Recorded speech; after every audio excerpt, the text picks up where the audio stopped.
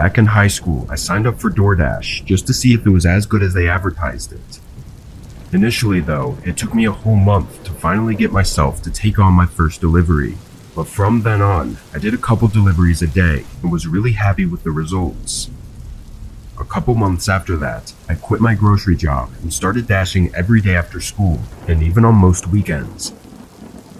On this night, I was working extra late because it was a holiday weekend. I was driving from 8 p.m. until 2 a.m., pretty much just going back and forth from the 24/7 McDonald's. A little past 2, I picked up another McDonald's order and went en route to the customer. It was set to be delivered at some sort of a warehouse, and in the notes it said to go in through the side doors and drop it off at the front desk. When I got there, I pulled into this huge parking lot. It was mostly empty, only having a few semi-trucks in it. The building was definitely an old warehouse though, being just a large rectangle with a few windows and a single door at the front. I checked one more time to make sure I had it right to deliver it through the side door, then pulled around to the side and parked. The side door was one of those really heavy metal doors with a small glass window. I looked through that tiny window and didn't see anything but a small and dark entrance room, but the glare from my car's headlights made the window reflective and hard to see through. I swung it open and was immediately taken back. It was just as dark as it seemed through the window, and it only had a tiny wall light in the corner that was more of a dim safety light. There was no front desk, so I walked around the corner and stood at the end of a long, unlit corridor. I knew that most places that have night shift workers don't keep on the unnecessary lights, but this seemed excessive. I couldn't even see the end of the hallway, so if I were to walk down there, I would be walking into complete darkness. I took my phone out and checked, now for a third time, to see if I'd gone to the wrong place or through the wrong door.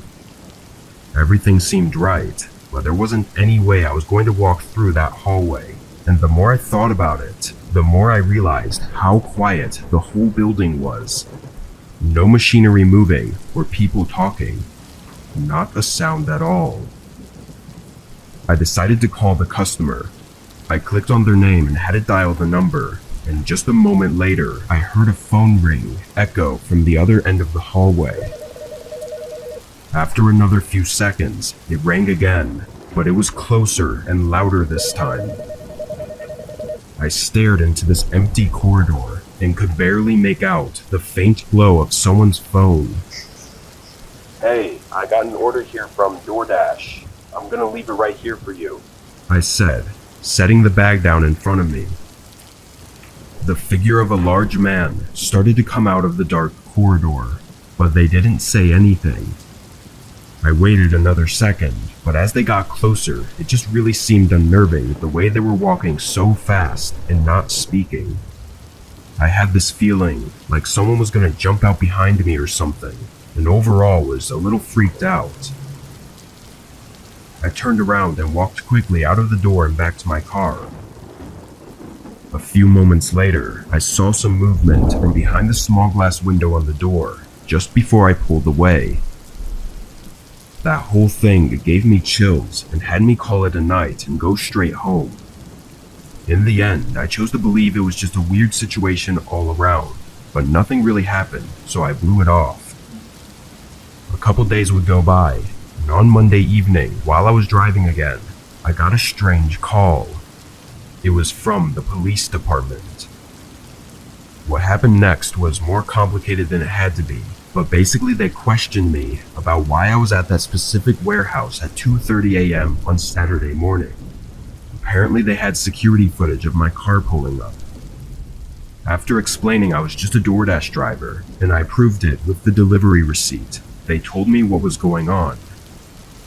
They said that the workers came back from their holiday weekend, where the warehouse was not in operation, and found a DoorDash delivery sitting in the middle of the hallway. Whoever was there had broken in and ordered with a fake account, which is all scary in its own right, but the creepiest part is that they didn't even take the bag of food. It's pretty obvious that they were looking for something else. I don't know what they wanted from me, but I can only assume that if I had stayed and waited for the man, something terrible would have happened.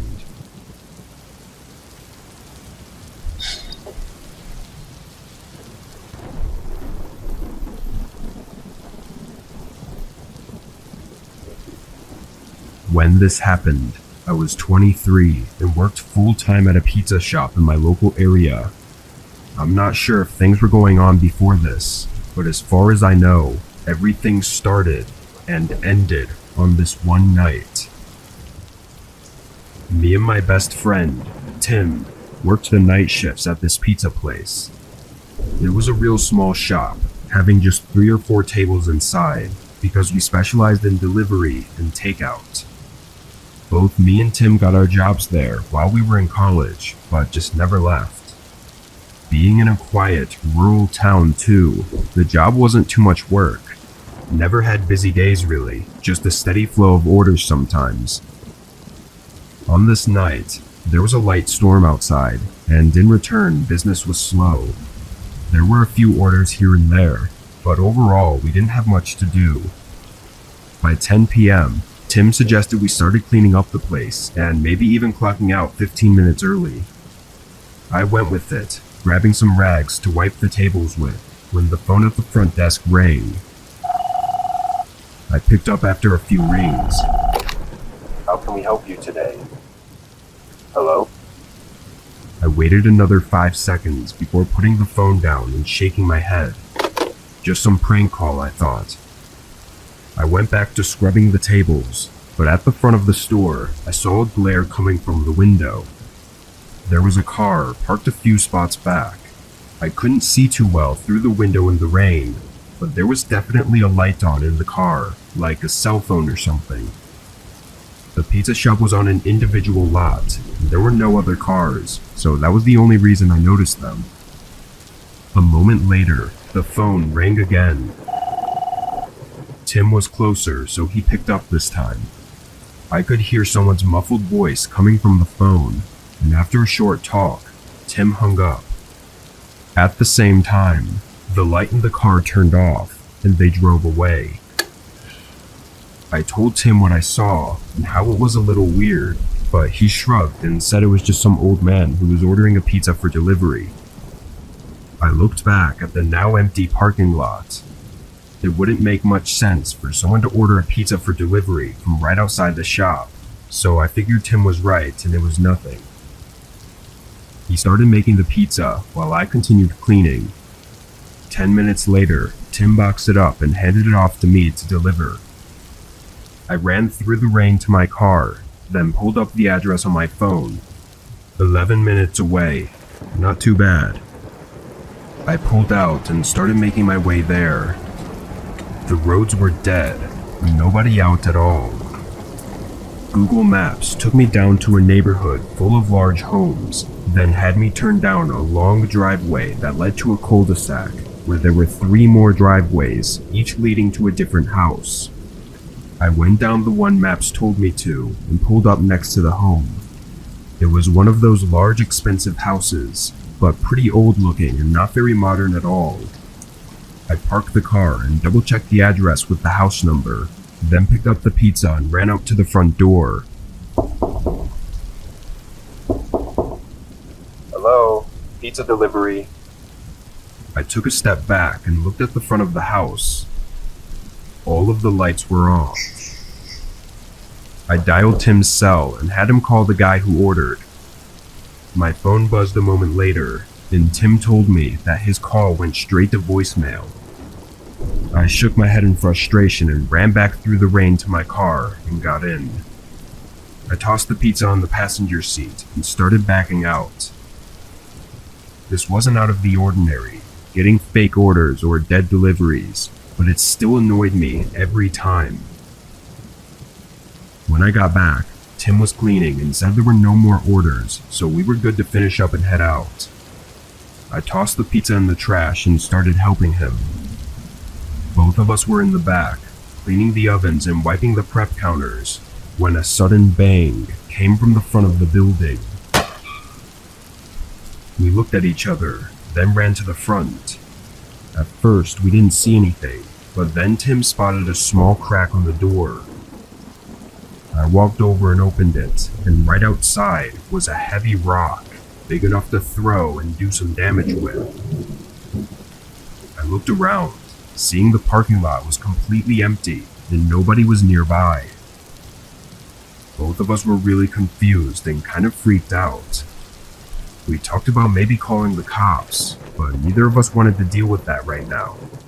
To put things in perspective, it was 10 minutes before we were off, and if we called, then we'd be here for another hour at least. The crack on the door wasn't too big, not really that noticeable, so we chose to wait and just tell our manager the next day instead.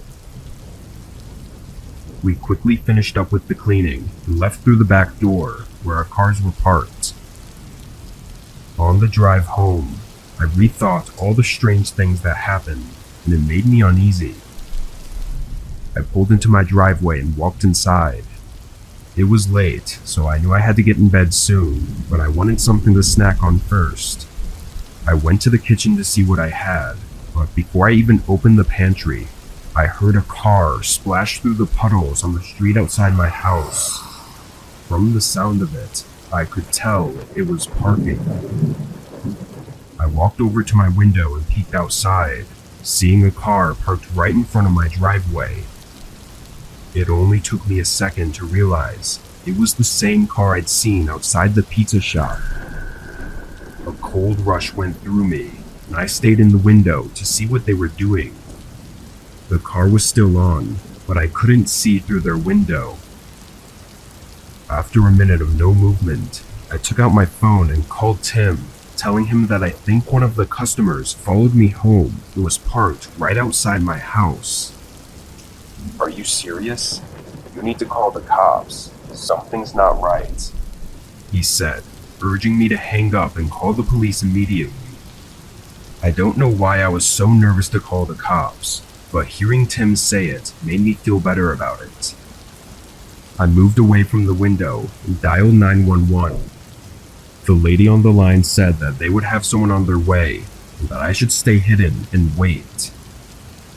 I heard a car door open and close, so I quickly said okay and hung up. Looking back out the window, a man was walking up my driveway. He was wearing dark clothes, covering his whole body, and a hood covering his face. As he approached the house, I closed the curtains by the window and waited. His footsteps came to the front door, then they continued across the front of the house until they reached the outside of the window and stopped. The sudden silence made the sound of the rain increasingly louder. I felt like I was standing there quietly for minutes before I stepped forward and moved the curtain an inch to the side, just enough to peek through. The man's cold eyes stared back at me. I let go of the curtain, and the man banged on the window. I stood a few feet away, terrified to death, and just as quick as it started, it ended. There was no more banging, no footsteps, nothing. All that was left was the sound of the raindrops clicking against the window. Although I never heard the man leave, he was gone when the police showed up. No car or man in sight. I told them all that had happened from the middle of my shift to the end of the night. They looked at me like I was crazy, and part of me felt crazy too. None of it made any sense, and there didn't seem to be any motive for the man to have done what he did. Honestly, because of that, the whole night had me messed up for a while. Going through something as senseless as that was really just fucked with my head.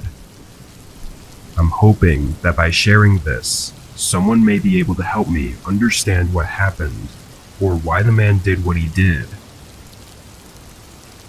It sounds odd, but even now, when it gets really quiet on rainy days, there's an eerie feeling that rushes through me, bringing me back to that night.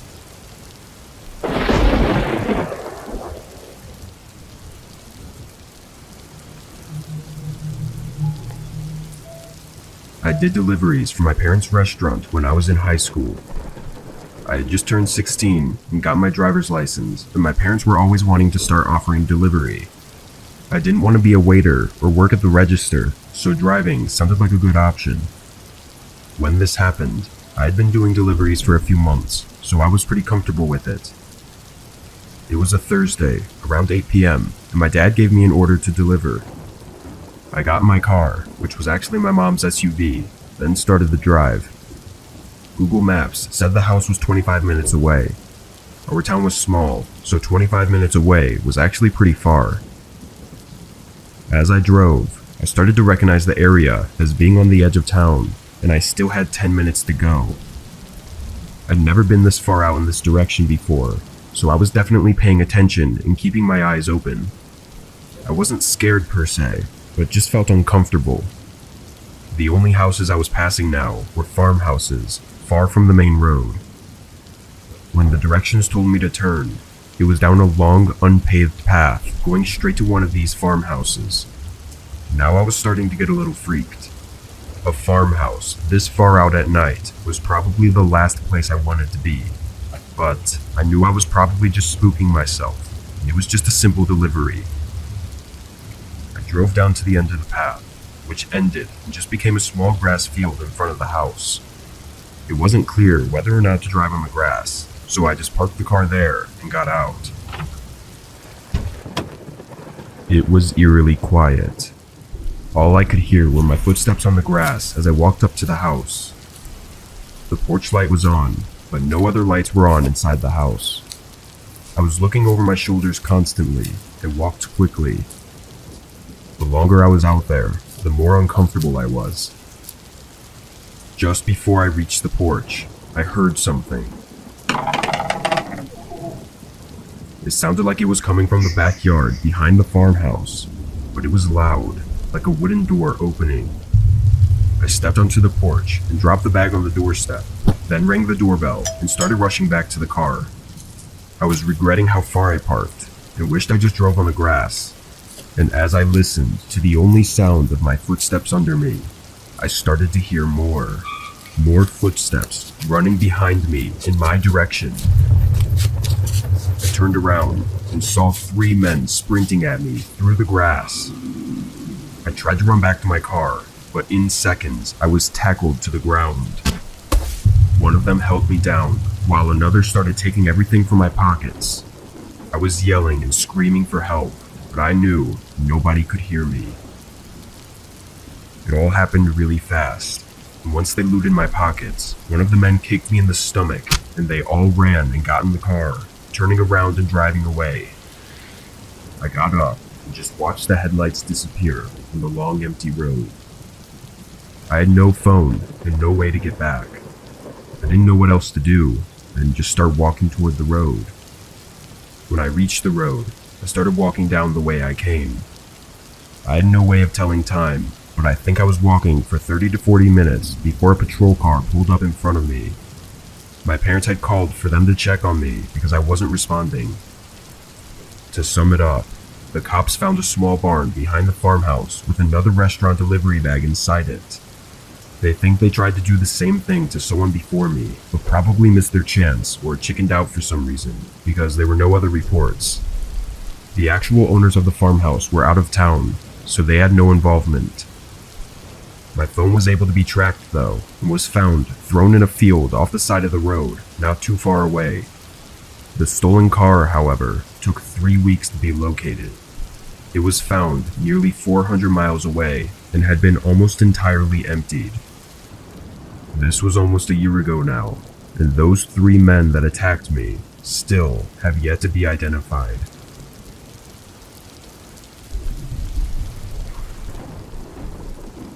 I was driving my delivery van back from a small out-of-town delivery one night. It was somewhere around 11 p.m., and it was raining steadily outside. I didn't usually work this late, but every once in a while, there would need to be a delivery made after store hours. so past 10 p.m. The stores I deliver to are spread out, so most of the driving is on long highways with nothing interesting to see. As I went along the road, I saw headlights up ahead. Although going the speed limit, I caught up to them quickly. It was an old pickup truck driving really slow in front of me. It was as if they were scared of slipping on the wet road, but they were going way too slow for it to be practical. After a minute, I was getting impatient and started looking for a chance to go around them. I sped up a little bit, putting on my turn signal so they knew what I was doing, but just before I made my move, their truck suddenly lost control and ran off the road.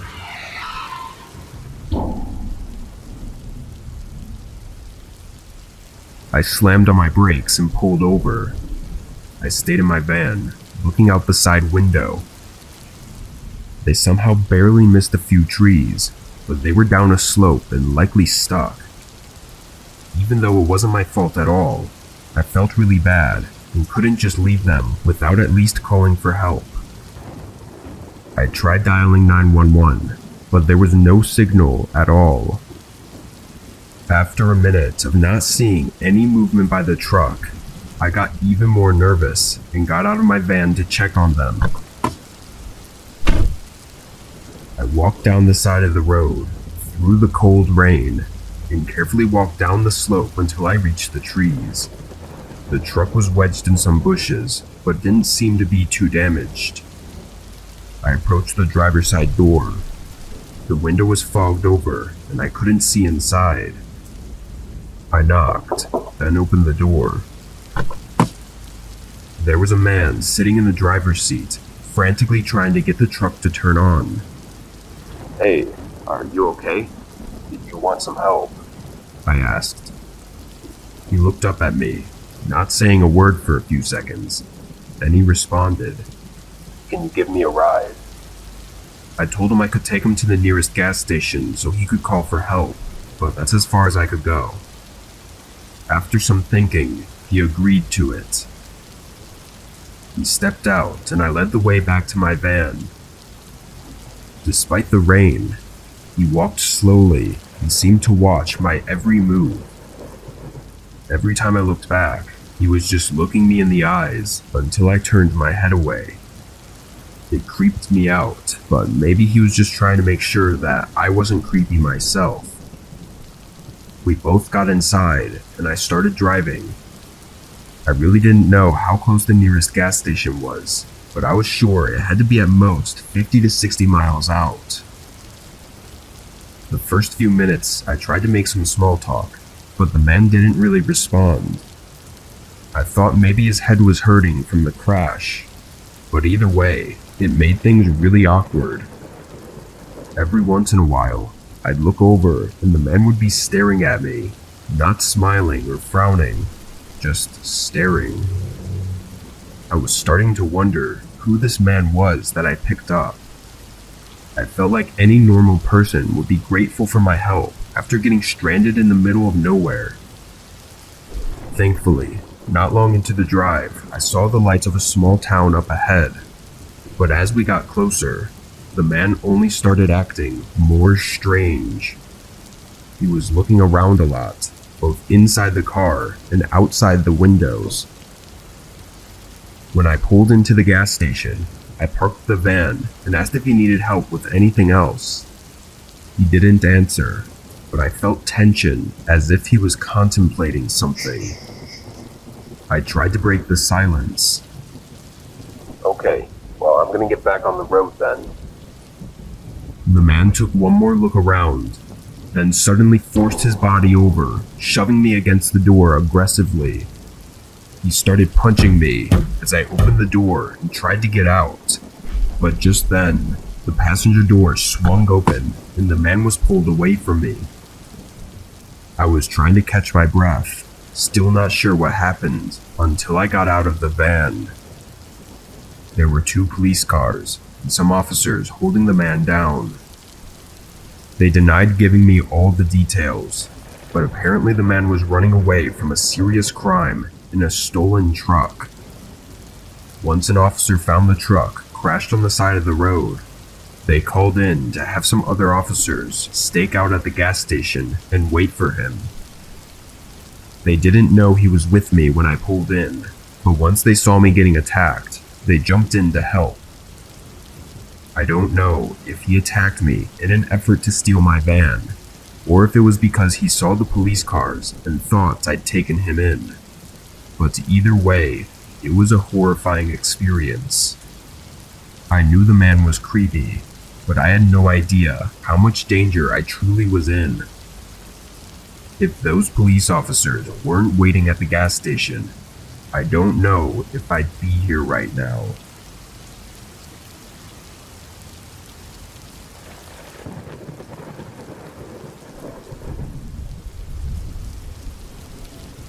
My name is Tommy, and I started doing Uber Eats last year after I lost my part-time retail job.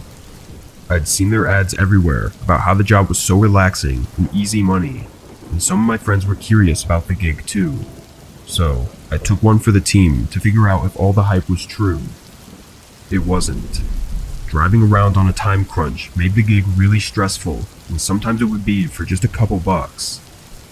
I was only a teenager, and my only bills I had to pay were my car payments and car insurance, so making a ton of money wasn't necessary, but it did feel like I was getting ripped off for the amount of time and work it was.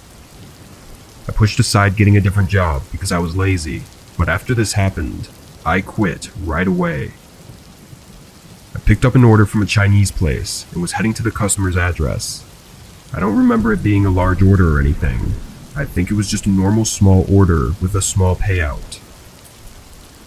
On the way to their address, I got a text in the Uber Eats app. It was my customer asking where I was. Then another text came in, telling me to hurry up. I was driving, so I couldn't respond, but I was just confused and honestly a little annoyed. I'd just picked up the order a couple minutes prior, so it wasn't like I was running late or anything. I shrugged it off and thought it was just a mistake on their part. The address wasn't far, only about 10 minutes. It was in the less well-off neighborhood in my town though, with pretty old and small houses. It's actually funny though, because the customers in smaller, cheaper houses usually tipped more than the rich people. Anyway, I pulled up next to their driveway and got out of my car, holding their bag of food. What caught my attention as I walked up their driveway was that the house had all of its lights off. It wasn't the most scary thing in the world, but it was something I took note of. When I got up to the front door, I knocked quickly and took my phone out to take the picture of it on the porch. But just as I snapped the photo, "Hey!" a man yelled from my left, standing by the corner of the house. I jumped, then awkwardly said hi. He started walking toward me, taking a key out of his pocket. "I don't know what took you so fucking long." He walked right in front of me and held the single key up and unlocked the front door. His attitude had me in disbelief. I didn't know what to do or say, so I just stood there like an idiot. "Come here. I need your help since you took your time driving. It'll be quick." He waited by the door, holding it open. No, I'm okay. I should really get back to work." The man looked angry and took a step toward me, reaching out like he was trying to grab me. I jolted my shoulder back to avoid his hand, then backed up and walked away from the porch. And just as I got to the driveway, bright headlights flashed over me. The man by the door ran outside and around the house, leaving the front door open as the car pulled up the driveway. It turned out to be the homeowners returning from dinner. The man I met at the door didn't live there. The homeowners had no idea who he was or how he had gotten a key to their house. We called the police and explained the situation to them. Knowing everything now though, it made more sense why the man wanted me to rush to the house. He probably knew that the homeowners could be back at any minute, and he wanted to have enough time to do whatever it was he was going to do to me before they got back. I still don't have any answers for what happened that night, or what was going to happen, and I don't think I ever will, but I have stopped doing deliveries.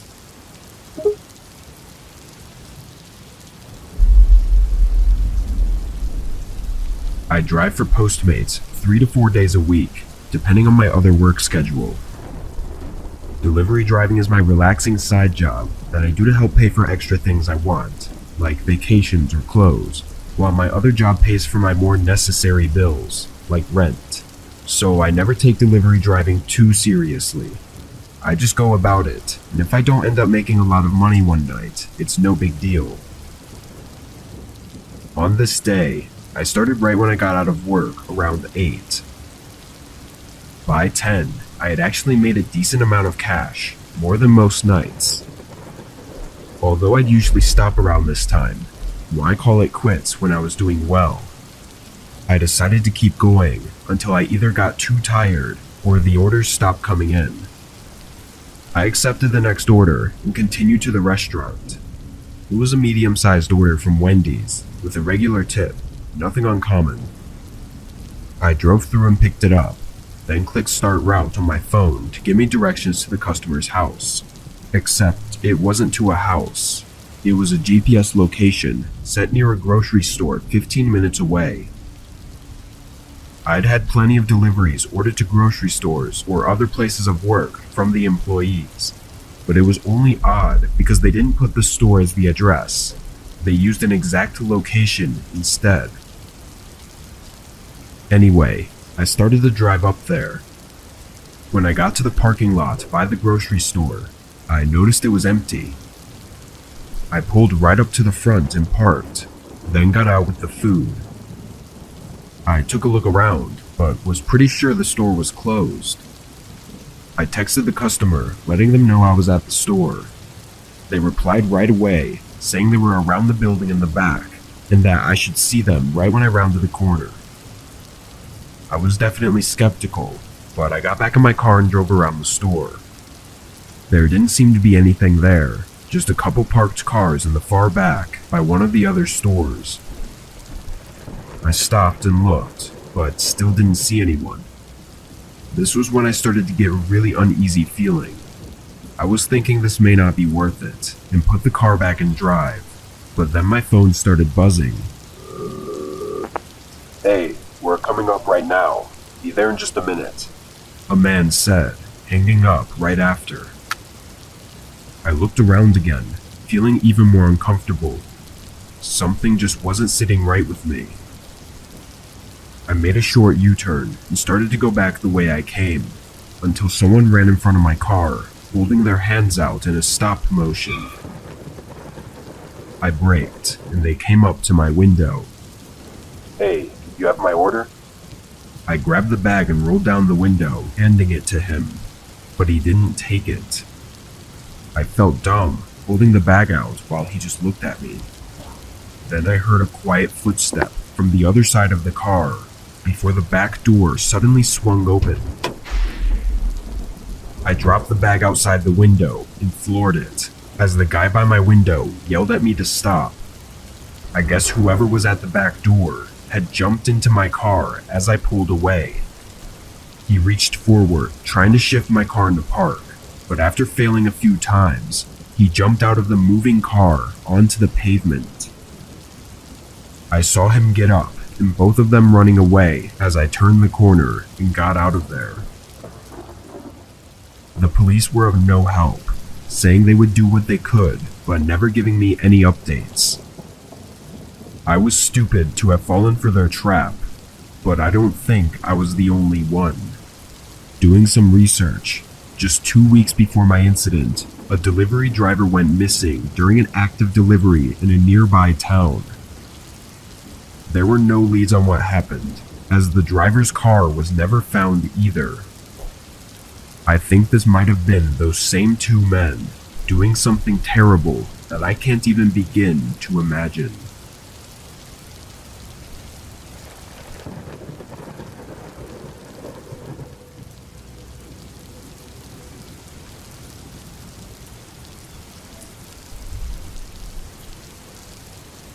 I was a delivery driver for Pizza Hut during college. A bunch of my buddies from school also worked there, so it was laid back and sometimes even fun. It would get really busy with deliveries up until 7 to 8 o'clock, then it would have a sudden drop off in orders. Our place accepted delivery orders until 11, then would only accept pickup orders until 12. It was a Saturday night, so it was busier than most other days, but after 9:30, there were no more orders.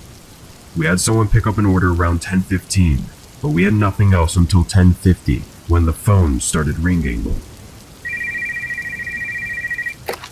Hello, this is Pizza Hut. I waited for a second. I could hear light breathing on the other side, but they weren't responding. Hello? Finally, a woman started speaking. She was talking quietly and had a shaky voice. She asked for a small pepperoni pizza to be delivered to her address. I said okay, and just before I hung up, something in me made me ask if she was okay. There was just something off about the way she was talking. She said she was just fine and hung up. I sent the order through, and 15 minutes later I got on the road. The house was a couple blocks away, and there were no other cars out, so I got there in just a few minutes. As I drove up their driveway and parked, I saw a heavy light coming from around the garage where the front door was.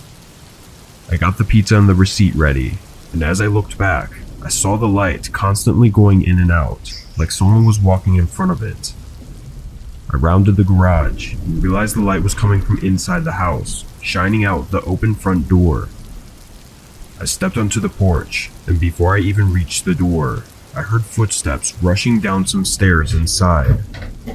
Then a man came into the doorway. He was a tall, heavy-set, bald man, but what was really weird was that he was completely out of breath. He was taking big, exhausted breaths and had sweat dripping from his head.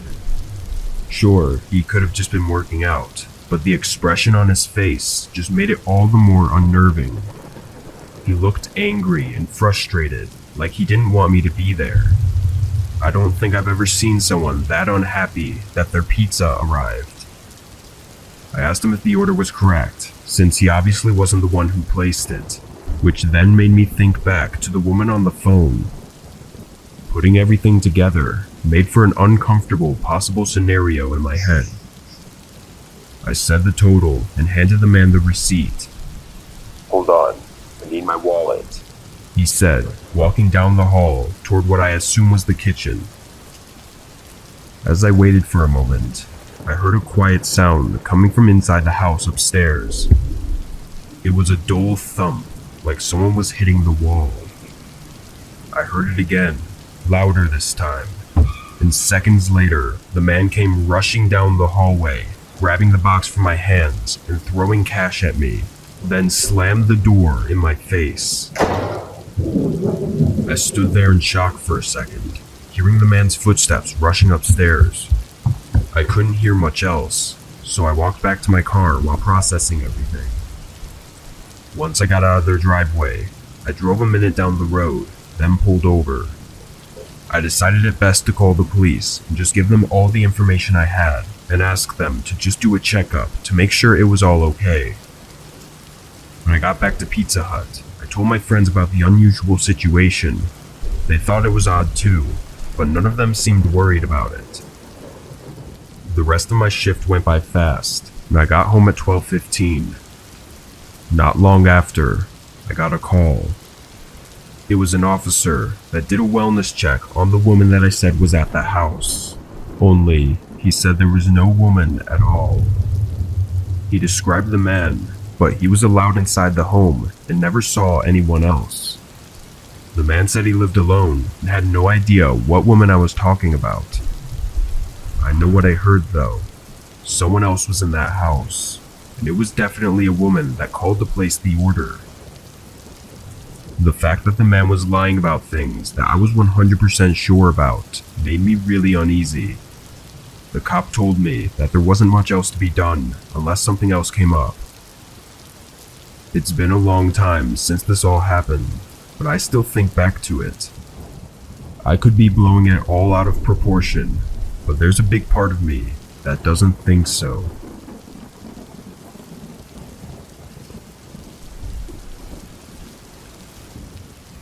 I'm a truck driver for a moving company on the East Coast.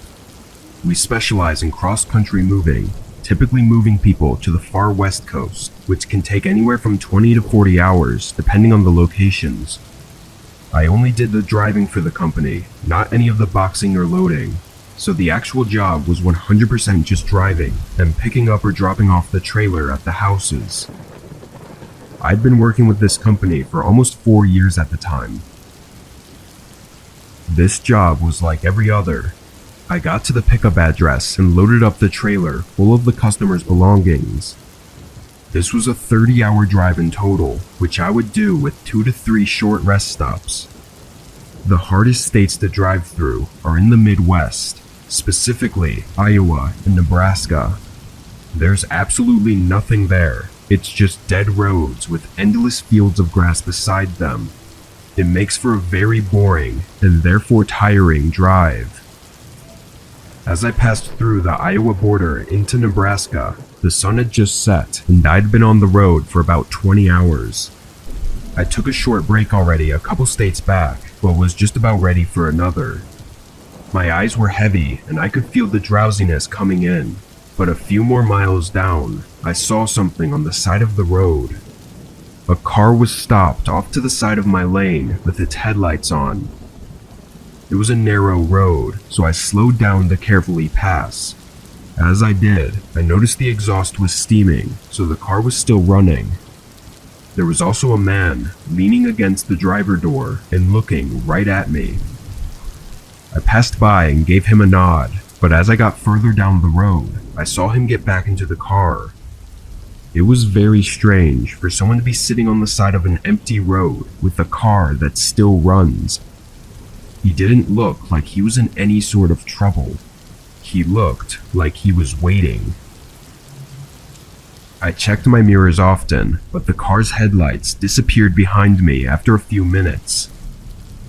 I was a bit more awake now, but my eyes still felt heavy. Only a mile or so more down the road, I saw another car. This one was sideways in the middle of the road, and as I got closer, I saw another vehicle on the side. It was a large box van.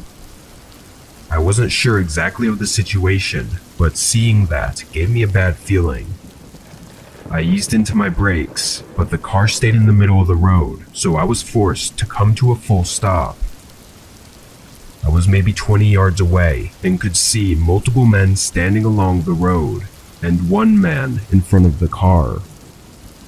I'd have to be the dumbest person in the world to not understand what this was at this point.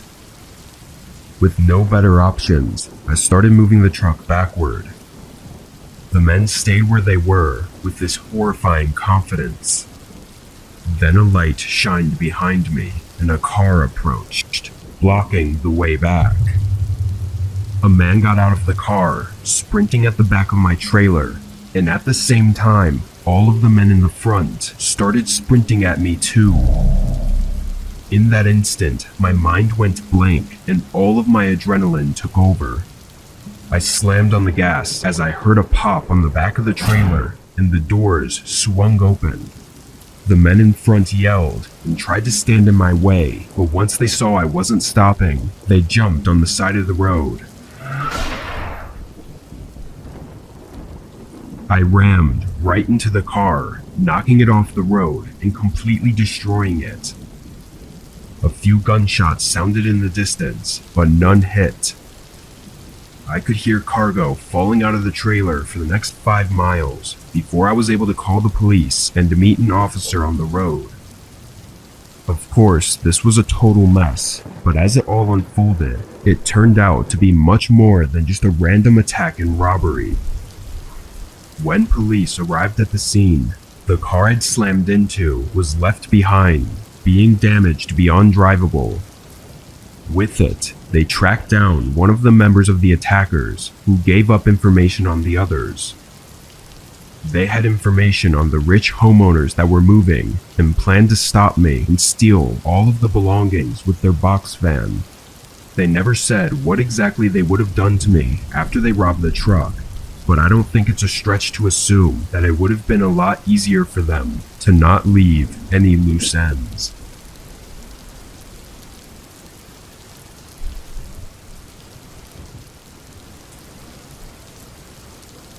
I was driving for Domino's pizza delivery.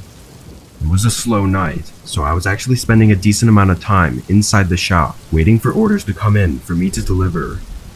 Just after 10 p.m., a man walked in and came up to the counter. He looked like he was in his early 30s, but was extremely sleep deprived and maybe even drunk. My coworker was at the counter helping him with the order, and I was standing in the back organizing the pizza boxes. But after seeing his appearance, I listened in on their conversation. He seemed timid and uneasy about something, as he made a simple request for a medium pizza. But then he added on that he'd like it to be delivered, and then handed my coworker a slip of paper. Right after the order was sent through, the man walked out. The paper just had an address written on it, but it was kind of odd because who wouldn't remember their own address? Also, it's not every day that you get a customer coming into the shop to order for delivery to their house. Anyway, 10 minutes later I boxed up the pizza and got on the road. It didn't take long for me to notice a strange car behind me. It was the only other car on the road, and they were constantly speeding up and slowing down, like they were having trouble staying at the same speed. Once I saw them swerving too, the first thing I thought was that they were drunk, and how the man at the shop looked drunk too. It seems stupid now, but at the time I really thought it was just a coincidence. When I got to the neighborhood, the car behind me pulled off to the side of the road and parked. 30 seconds later, I pulled into the driveway of what looked like any other house and stepped up to the front porch.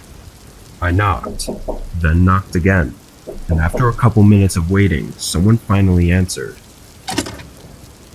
It was a different man from the one I'd seen at the shop that ordered the pizza. I had a Domino's delivery for Matthew. The man stared at me with very wide open eyes, and I noticed that he looked very similar to the way the other man looked. Sleep deprived and drunk. It took him a few seconds to respond. Yeah, of course, thank you. He said quietly, reaching out for the pizza. I gave it to him, and he looked at me like he was going to say something else, but he didn't. He just continued with his dull look. I then turned around and saw a guy in a hood jogging down the sidewalk just 2 houses away, but he was looking right at us. I quickly went back to my car, and the man at the door stepped out onto the porch like he was going to follow me. I got in and started backing out, but the guy in the hood went right behind my car to block me from leaving. The other one then started running toward me, and in the heat of the moment, I just stepped on the pedal to go in reverse. The guy behind the car jumped out of the way at the last second, and both of them started yelling and chasing my car onto the road. In the streetlight, it became clear that the man in the hood was the guy who came into the pizza shop. With them still running at the front of my car though, I had to reverse dangerously fast down the street until I could safely make a 3-point turn and get away. I called the cops, and within the hour, both men were arrested for attempted robbery. Their plan was clearly made while drunk, because they thought that by ordering at the shop, we somehow wouldn't think it was them because it was a delivery order, even though we had their name and address. It really made no sense, but according to the record, they had pulled multiple robberies before, and one of them resulted in the victim getting beaten up in a parking lot for no reason. 2 drunk guys running at me with bad intentions could have escalated into something horrible, but I was glad to have gotten away without any harm. And thankfully, they won't be able to do this to anyone else.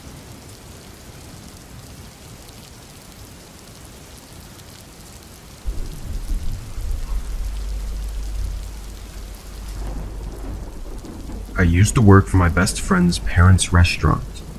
I did deliveries for them, and would sometimes help clean tables or whatever too. The job in itself was fine, but it felt very uncomfortable to have my friend's parents as my boss. I thought it wouldn't be too bad after a while, but it just never got better. They hated every time something wouldn't go exactly as planned, and they also scheduled me and my friend on opposite days, so it didn't even feel like we worked together, which was the whole point of me taking the job. This happened during my 3rd and final month working there. It was a regular night to start, getting a few quick deliveries, but it really slowed down toward the back half of the night. My friend's dad hated it when it was slow, because I'd be standing around waiting for orders, and he'd always be grumpy about it, even though it wasn't my fault. Around 8:30, which was an hour since my last delivery, and 30 minutes until the end of my shift, he picked up a phone call, and I overheard him say that we could deliver. Afterwards, he made the food and handed me the bag to deliver, but when I searched the address up, it was 40 minutes away. Of course I complained, because by then my shift was over in 15 minutes, and this delivery would take nearly an hour and a half, but he didn't care. I could tell he was just upset about me waiting around, which again was not my fault, but after a brief argument, I did as he said. 40 minutes was pretty far away for our small town, so I had no idea where this address was. By the time I was 2 minutes away, it was just before 10 p.m. There were no houses nearby from what I could see until the last minute of the drive when it had me turn down a small street that led to a row of maybe 6 houses. They all looked old and outdated, and they were the only houses I'd seen in the last 5 minutes of driving. I slowly passed by each house and looked at their numbers until I found the right one. Then I parked on the street right next to the driveway.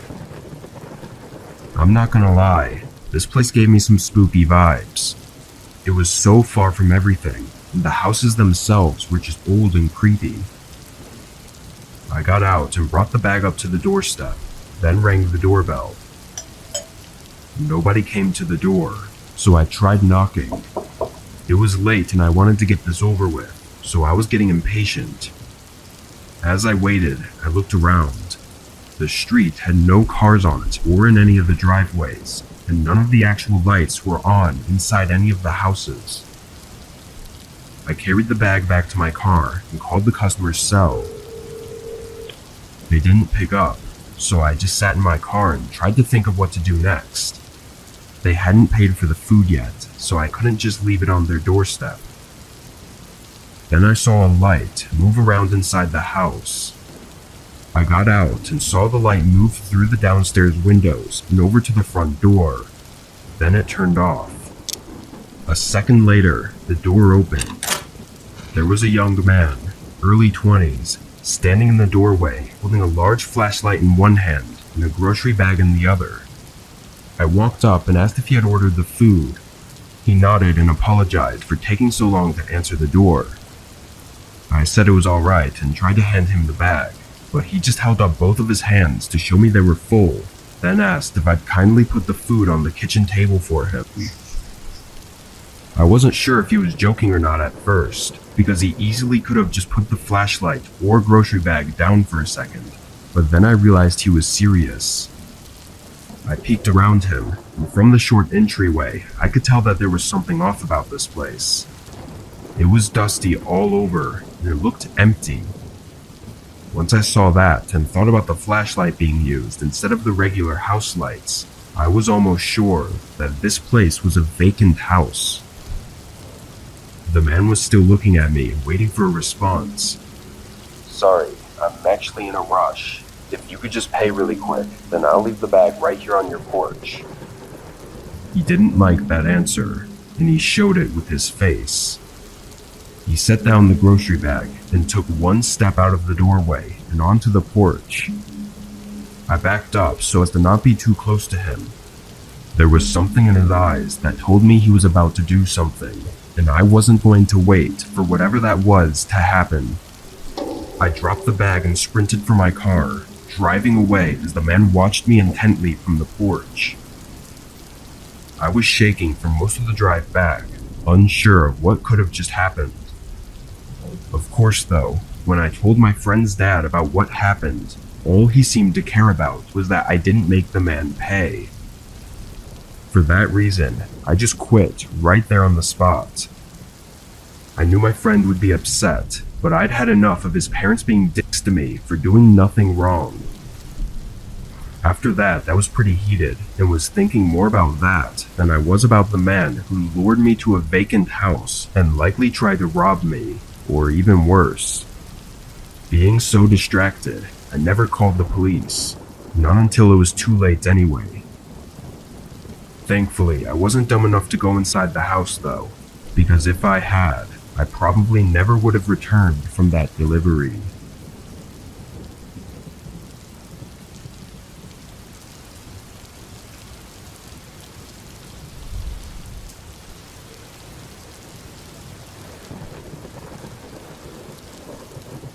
I drive a van for work, delivering products to a few family-owned stores around my city.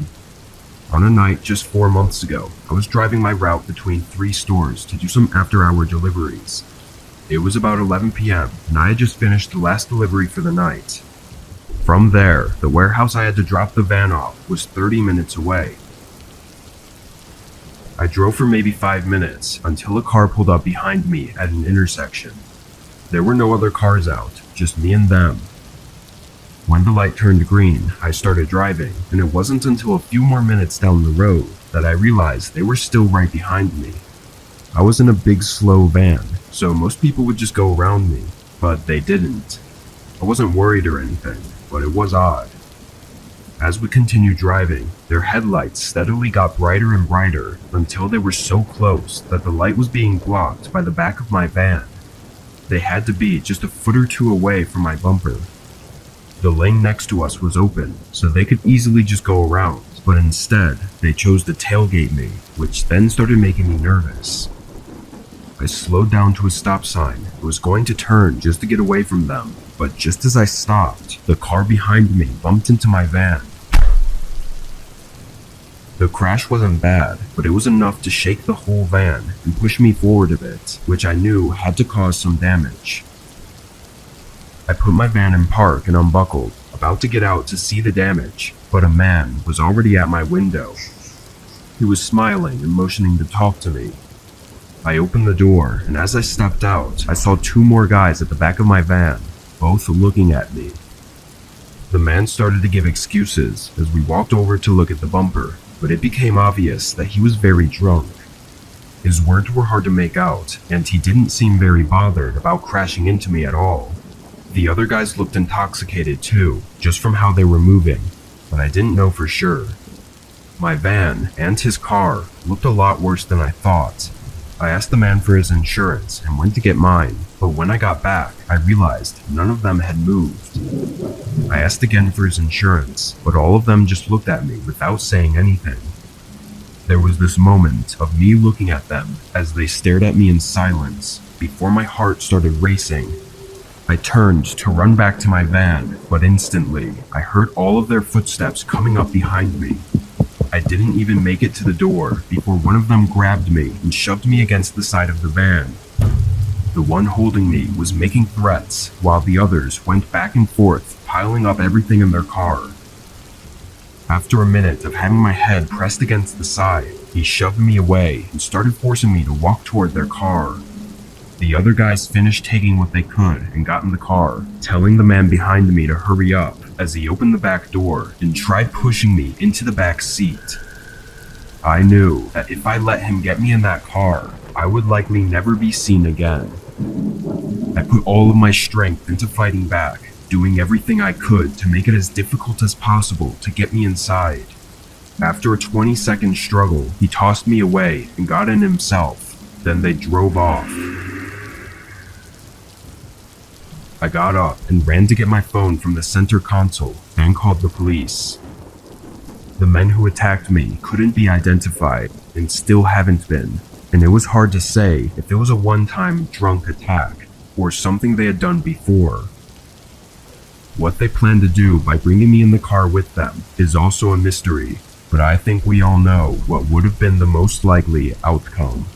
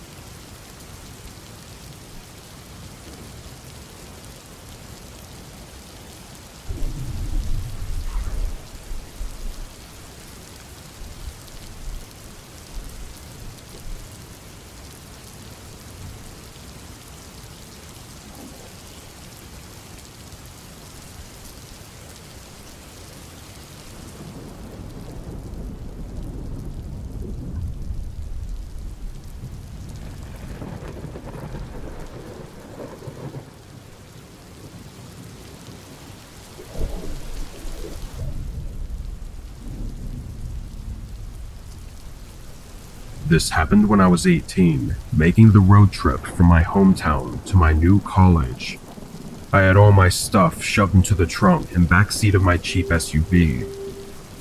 This was not only my first long road trip alone, but was also going to be my first time being away from my family for an extended amount of time, so my nerves were reasonably high. Anyway, the directions I was taking said it was 600 miles total, which I split into 2 days of driving. I was taking whatever route the maps had me take, and it estimated I'd make it to the hotel at 11 p.m., but with possible traffic, gas stops, and getting food, I knew I'd likely get there much later.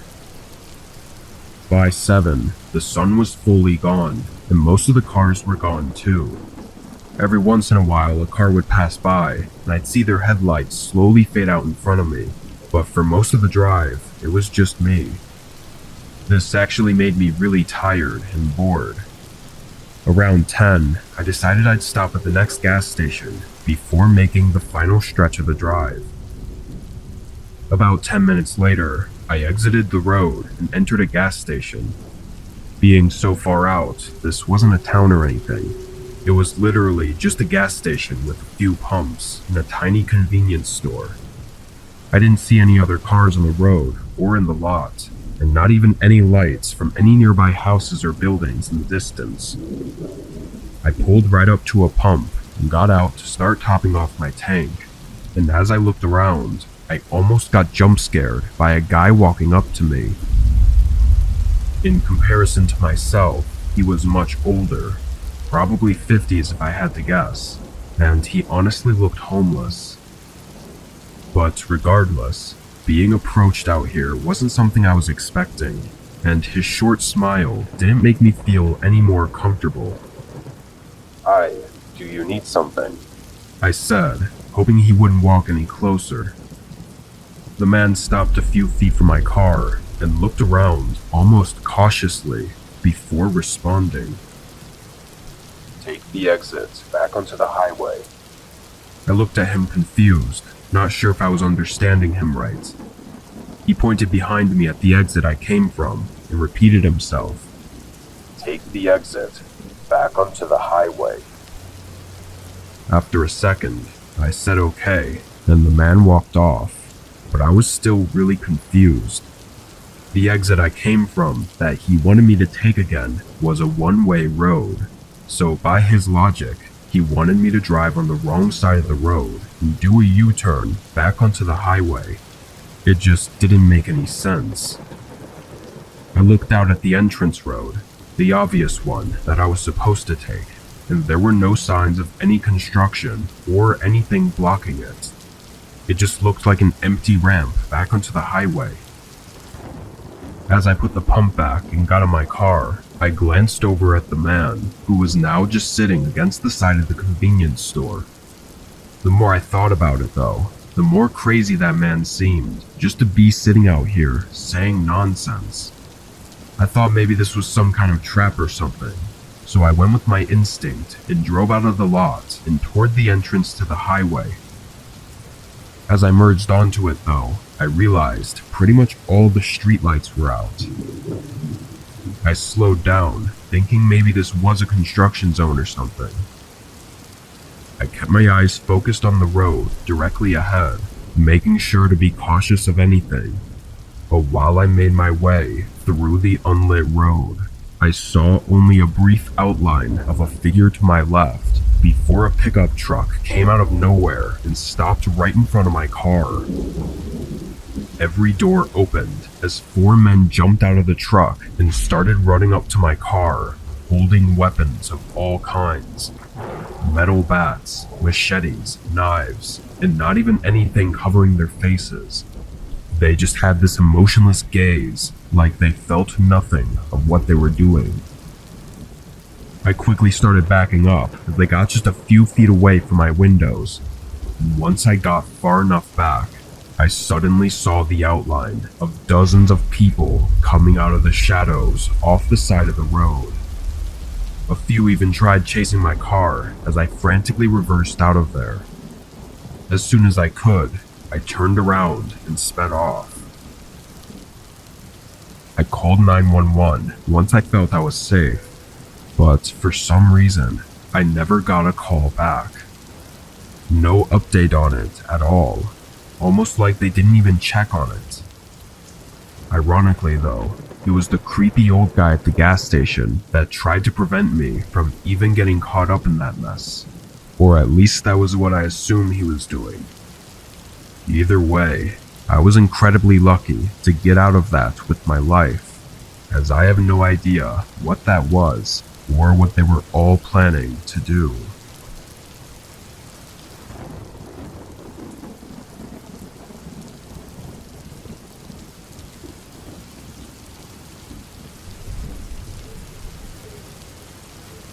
It was a typical Friday after my college classes were out, and I was spending the night doing DoorDash. This was my regular routine, dashing on the weekends to help me pay for all my living expenses while on campus. The night started well, getting a lot of orders done and making a good amount, and then it hit a stalemate after the big dinner rush. Very few orders were showing up, and the ones that did, they were very low paying, basically waste of time orders. But then after an hour of aimlessly driving around, an order came through that wasn't too bad. It was 8 miles away, but the payment was well worth it. It was nothing absurd, but enough to make it not a ripoff like a lot of the other ones were. I accepted the order and ran into the restaurant to grab the bag, then hopped in my car and started driving. The map said it would take 30 minutes, which I think was the longest of any orders I'd done up until this point. Most of the houses were right around campus, because any further than 15 to 20 minutes out, it becomes pretty much just bare fields of grass. As I got to that 20-minute mark, it became just that. Very few houses, mostly sitting far out in fields of crops, and nothing else. The rest of the 10-minute drive was on this empty road going along these farms. Then I made it to the house. There was a dirt driveway connecting to the road, leading through a large field, and in the far back was a small house. Driving through the field felt very eerie. Even though I'm not one to get nervous without reason, this felt different. As I got further out from the road, the only sound was the low rumbling of my car on the dirt. I parked out front and got the bag ready, then left the car on as I stepped out. The night was quiet, and the house was dark, having only the porch light on to illuminate the outside. I walked through the unkempt grass and up to the porch, knocking on the door. As I waited, I looked back at my car, sitting in the dark, with the field of pitch black behind it. A moment went by, then I knocked again, but there was no response, not even the sound of anyone inside. It didn't take long for me to realize the strangeness of the situation, seeing no lights on in the windows and noticing how decayed the house looked up close. The only thing that made me think it couldn't be abandoned was that I had an order for this address, and the porch light was on. I looked at the light, thinking why would that be the only light? But by some odd chance, I happened to recognize the top portion of the casing having a cheap solar battery. It was just an automatic light that charges during the day and turns on in the evening, meaning nobody had to be here to turn it on. Just as I was piecing this all together though, I heard a rumbling sound behind me. I turned, seeing a car driving down the dirt path and coming up right behind my car. I stood there and stared at their headlights until a man stepped out. I yelled from the porch, asking if this was his order, but he didn't reply. He just stood right next to his car and didn't move or speak. I felt my adrenaline spike as I began realizing how horrible the situation likely was. The silence of the night only reminded me that there was nobody here to help. I was stuck in the middle of a field between an empty house and a stranger. In a split-second instinctual reaction, I dropped the bag and sprinted off the porch, running behind the house and straight into the field of grass. I looked back, seeing the man coming up behind me. Frantically, I continued running, and the further out I got, the thicker and taller the grass became, until it was covering all views of direction. By then, I knew the guy had no chance of following me. I slowed down, catching my breath as I carefully moved through the crops and tried to be quiet in case the man was still trying to find me. Eventually, I made it to someone else's yard, and from there I got to a road where I had enough signal to call for help. Police picked me up and went to check on my car, but of course, the man was gone by then. I was surprised though, because my car hadn't been looted, and the bag of food was still on the porch of the abandoned house. But that could only mean that the man had other intentions, likely far worse than just robbing me.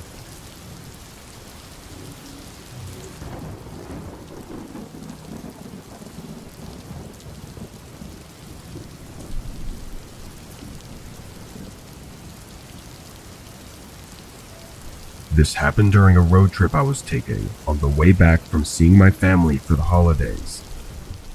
I'm not usually one to drive more than a couple hours because I much prefer flying, but this year the tickets to where I was going were way more expensive for some reason. It would have cost me over $1,000 for a round-trip flight that only went a few states over. I had planned everything out so that I'd get home a few days before I had to go to work.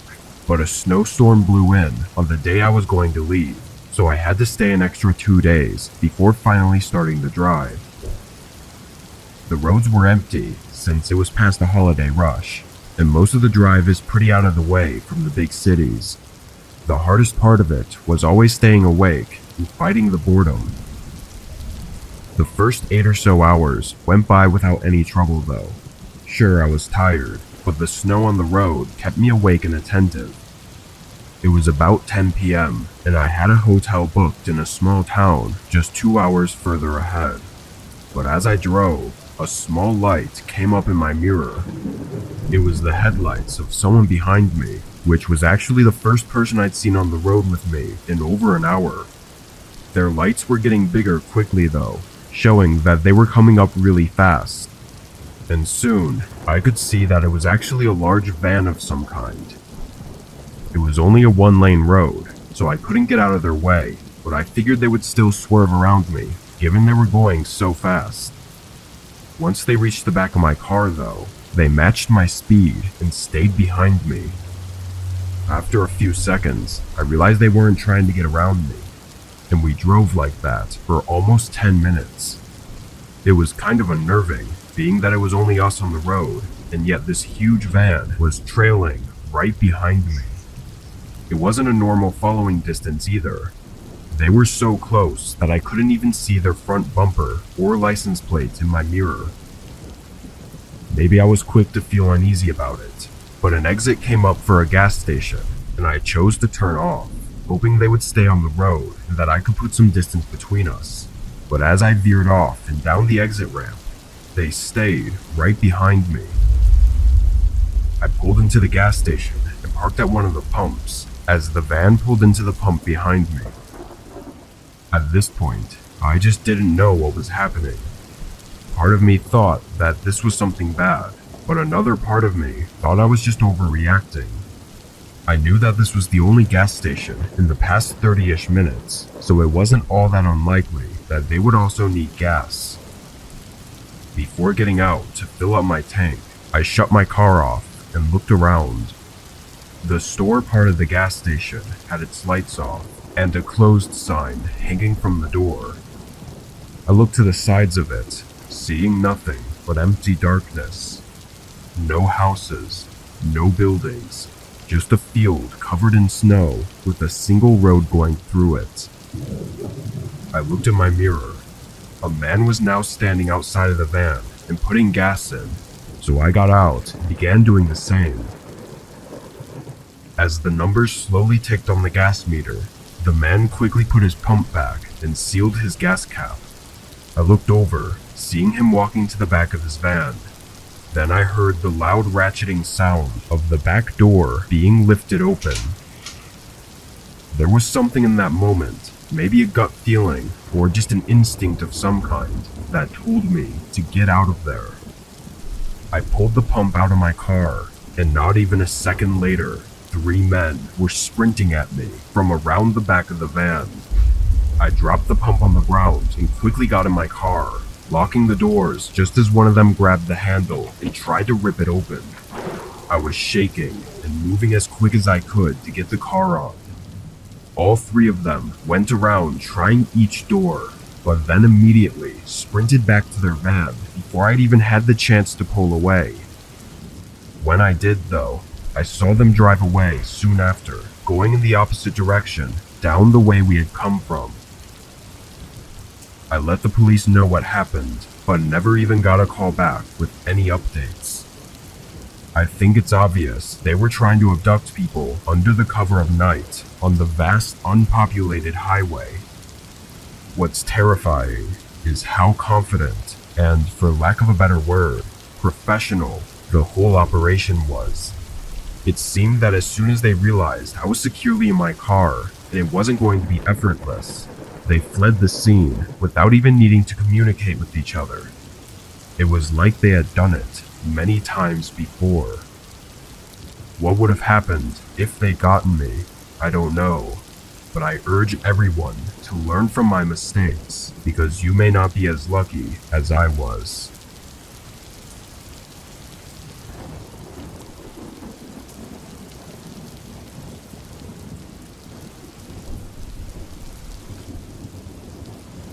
I was delivering a truckload to a company on the far west coast, coming from the east coast. The route across the country is one I've taken many times before, being a truck driver for almost 20 years. It's always the same every time I make one of these drives.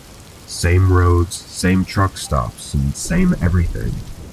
Over these 20 years though, I've never really had anything crazy happen. I've had a few odd scenarios, but they'd never amounted to anything. So when I was driving this route again, I had no worries in my mind. It was just another day on the job. About 20 hours into the route, a storm started coming over and slowing down my driving. It was late too, so by then I was already looking for the next truck stop to sleep at. As I drove though, a very sudden light appeared behind me. The road I was on was flat and straight, so I would have seen them coming in my mirror, but it was all of a sudden that they were right behind me. Maybe they had just turned on their lights or something. I didn't know, but they very quickly came right up to the back. I kept my eyes on them until they got so close that they were completely covered by the trailer. All I could see were their headlights reflecting off the back. But then their lights shut off. I maintained my speed and kept looking back at my mirrors, trying to see if they were still behind me, but I had no way to know. For someone to turn off their lights in the middle of a heavy storm was insane though, and to be tailing behind me so close was just as insane. Thankfully, the sign showed a truck stop was only 5 miles ahead, so at least I knew I was close to getting away from whatever this was. I didn't want to jump to conclusions based on just some weird behavior, but as a trucker, it's hard not to think about the possibility of it being an attempted robbery, especially when alone on the road at night. For the rest of the 5 miles, I saw no signs of them behind me. I was still on edge because I couldn't really see anything anyway, but I started feeling less worried as I was coming in on the truck stop. I pulled in, trying to check my mirrors to see if they followed, but with the rain and lack of lighting, it was really too hard to tell. The truck stop was mostly empty though, aside from a few trucks at the gas pumps. I pulled off to the side and parked in the middle of the lot. After waiting a minute and getting some of my stuff organized, I opened the truck door and leaned my head out, looking along the side of the trailer. I was drenched from the rain in just a matter of seconds, but from what I could tell, there was no car behind me. I closed the door and finally felt a bit of relief, grabbing my pillow and blanket from the passenger side. I locked the doors, turned off the truck, and tried to get some shut-eye. The rain pounding on the metal roof made it easy to fall asleep, blocking out any possible sounds coming from other trucks pulling in and out. When I woke up, though, I felt I had only been asleep for a few minutes.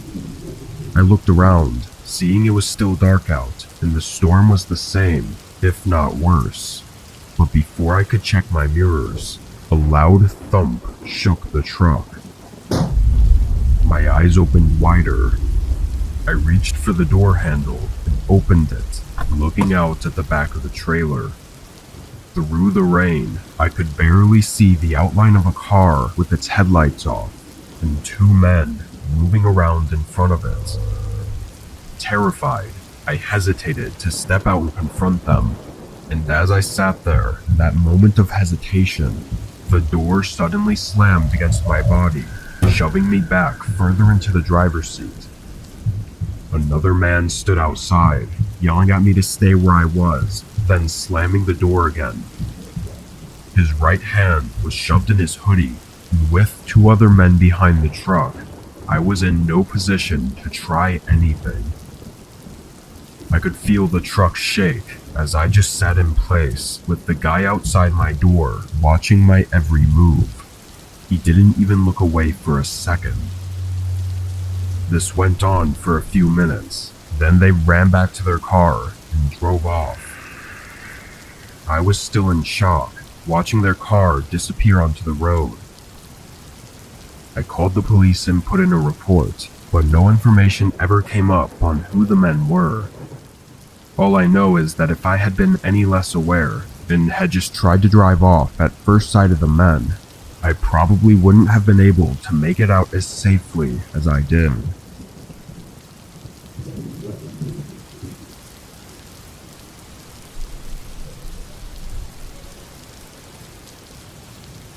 In 2019, I did deliveries for a pizza place near my school. I'd work most days after class, so I could afford to pay for my car and rent. It wasn't a great job in any aspect, but it was good enough to get me through college without being completely broke. This night was no different than most in the beginning. I clocked in at 6 and delivered for 3 hours straight, then took a lunch break and started again at 9:30. I picked up the next order and started heading to the place. The address didn't look like a house, but the route it took me on to get there was not what I was expecting. It took me further out from town, away from most houses and stores, and into a business center. It was an area full of small office buildings and nothing else. I drove down the road and couldn't really tell what any of the addresses were, so I just followed the directions on the GPS and hoped it would take me into the right parking lot. When I turned in, I drove through a pretty long parking area until I reached the front of the building and could read the address. It matched up with the one on the order, but something was off. The parking lot was completely empty, not even the streetlights were on, and the office building had no signs of anyone being inside. I double-checked the address, thinking there must have been a mistake, but it all checked out. I even tried searching it on Google for any places nearby with the same address, but no, this was it. I set my car in park and got out, glancing around before walking up to the door. It was a glass door with a dark tint covering it. I knocked, then took a step back and waited. It only took a moment before the door opened. It was a middle-aged man wearing very casual clothes and holding a small grin on his face. He suddenly got overly excited and said he was happy the food had finally arrived and that everyone was hungry. I looked behind him, not seeing anyone else, and only a single light on in the middle of the hallway. But I ignored it and just told him his total. He must have realized what I was looking for though, as he quickly explained that everyone else was in the rec room on the 3rd floor for a company party.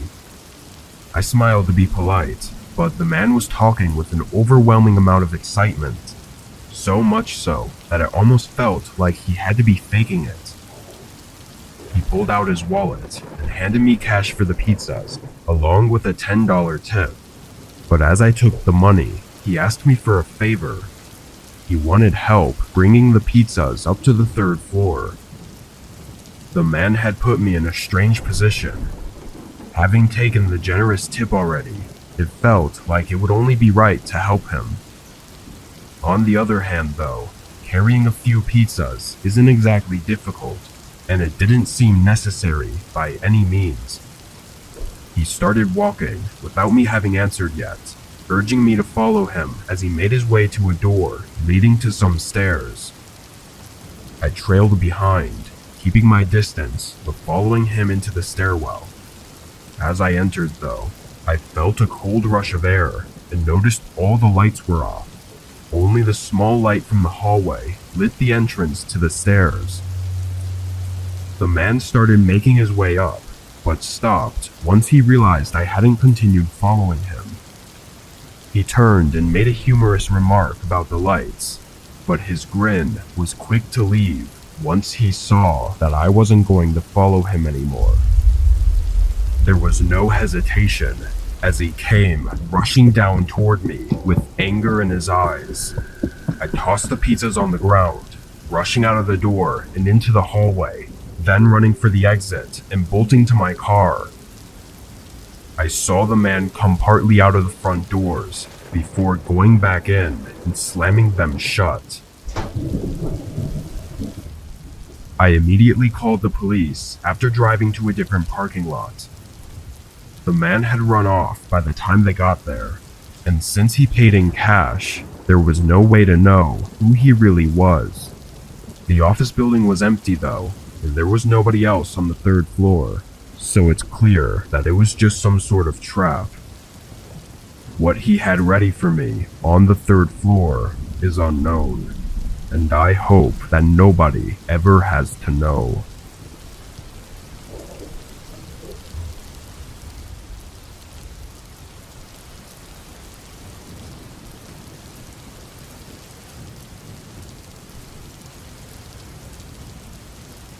I used to deliver Chinese food for a local restaurant. I was just a teenager in high school at the time, and whatever job I got wasn't going to be for more than a year or two. I'd say this job was fairly typical to most first jobs, or retail and food service jobs, because it had some slow and boring days, and some busy and stressful days. As a delivery driver though, I was always thankful to not have to be working in the store and dealing with mobs of customers. On this night, I started at 6 p.m. It was a Friday, so I was working a late 6 to 12 shift. As soon as I clocked in, I was delivering orders non-stop for the next 2 hours with no time to breathe in between them.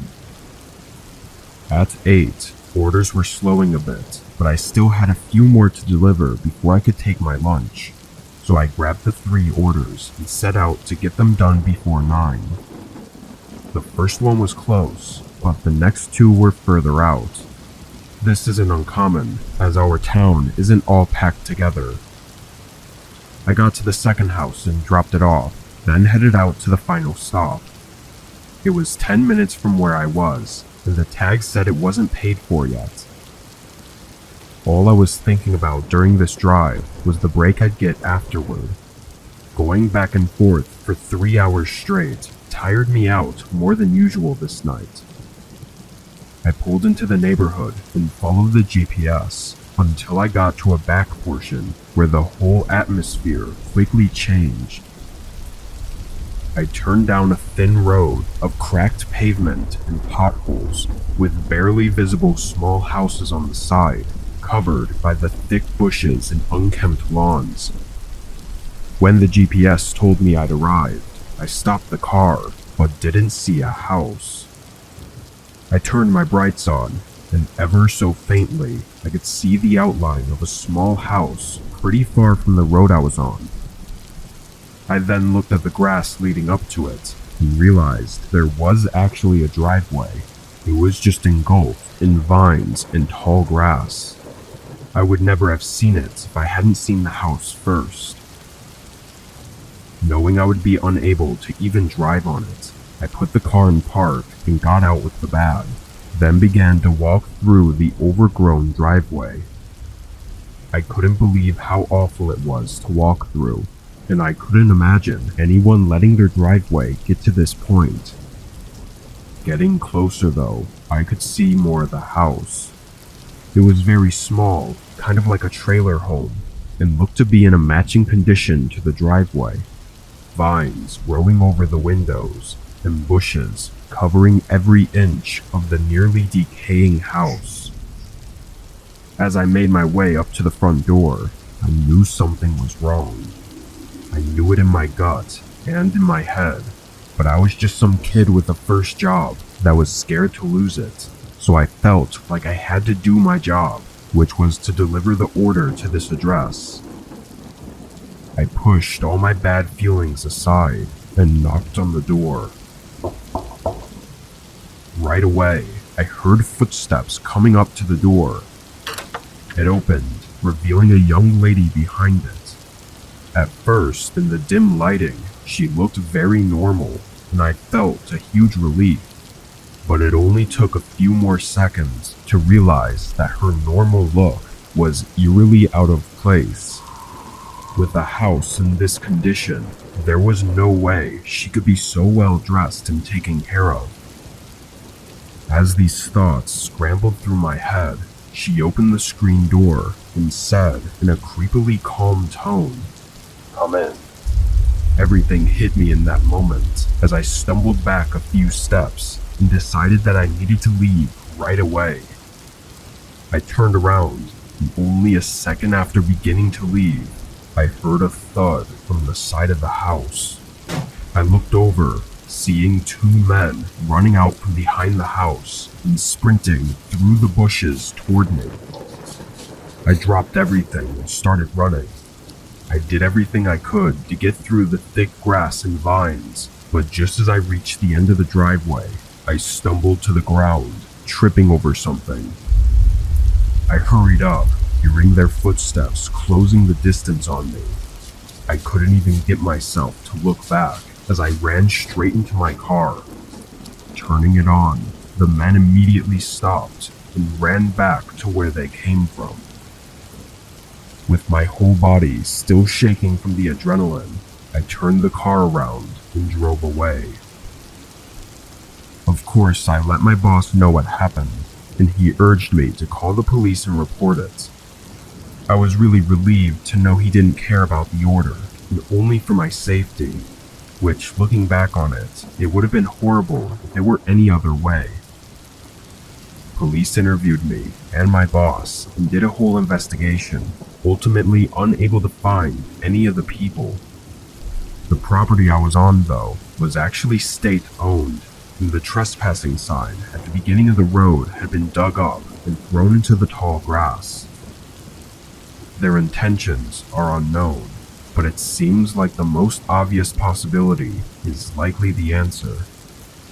I just hope nobody else has to go through what I did, or if they do, I hope they can be as lucky as I was to get away.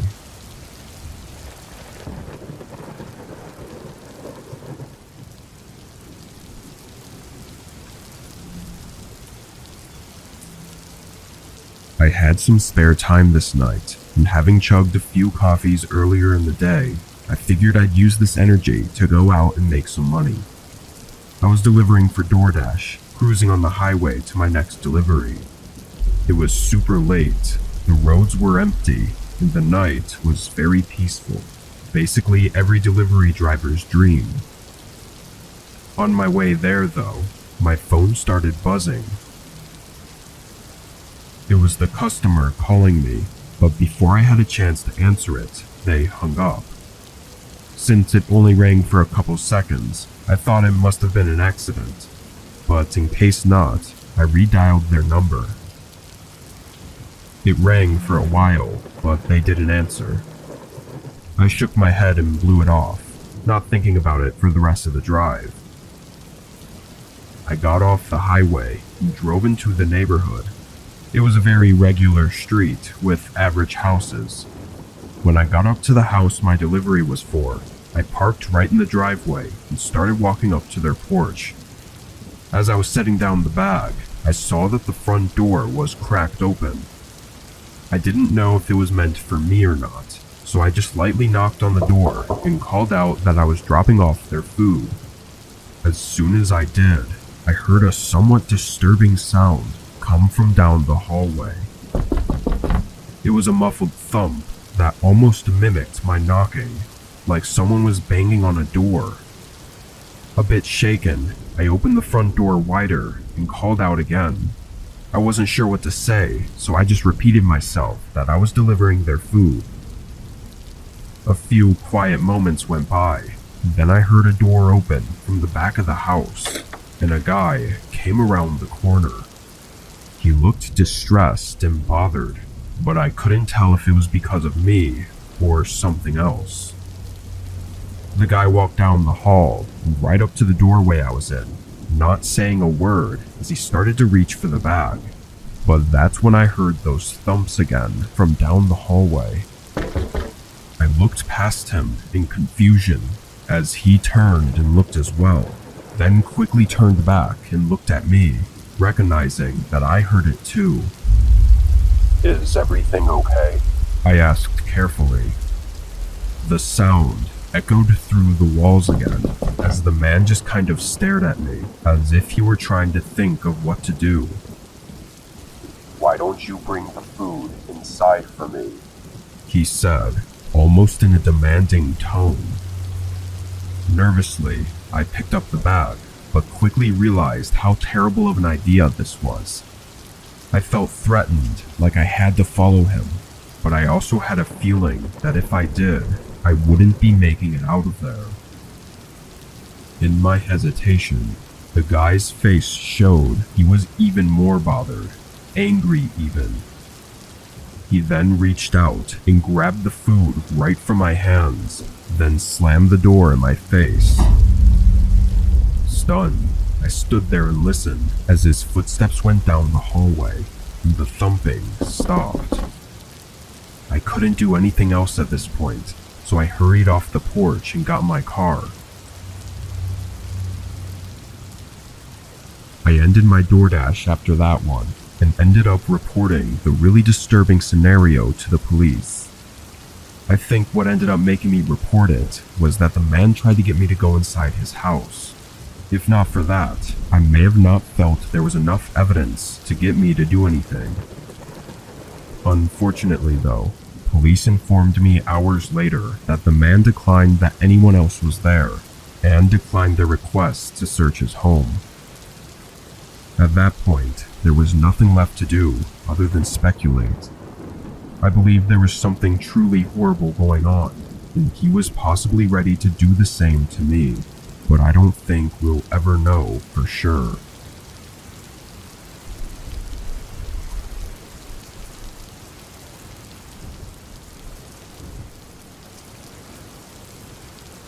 I was driving back from a friend's house who lives an hour away. We lost track of time, so I didn't leave until around 2 a.m. I was really tired, and the drive was really boring. Most of the way home was a long straight road that didn't seem to have a single other car on it. For the first 20 minutes, it was just me staring at the endless pavement ahead and trying to not let my eyes shut. But then my headlights suddenly lit something up on the road, way ahead of me. I couldn't tell what it was at first, but as I got closer, I had to slow down and eventually stop. There was a semi-truck parked in the middle of the road, blocking both lanes. I sat there for a few seconds, having no clue what I was seeing. At this point on the road, we were at least 30 minutes from town, and there was nothing out here. The only reason anyone would stop out here is if there was an emergency. I looked to the right of the truck, and there might have been enough room for me to get around the trailer, but there was a steep hill on the shoulder that would have been really risky to drive on the edge of. The other side of the truck had trees too close together for me to drive between. After being there for a whole minute, I figured this had to be an emergency, and that my best and maybe only option was to check up on them. I got out of my car and began walking up to the front of the trailer. I remember how quiet it was outside, like the night was completely still and empty. As I got up to the front, though, I realized the light was on in the driver's cabin. I went up to the door and lightly knocked on it, then called out asking if they were okay. The window was way too high up to see through, so I couldn't really see anything from the ground. After a few seconds, there was still no response. I called out again, but there wasn't even the sound of any movement inside. My gut was telling me that something was seriously off about this.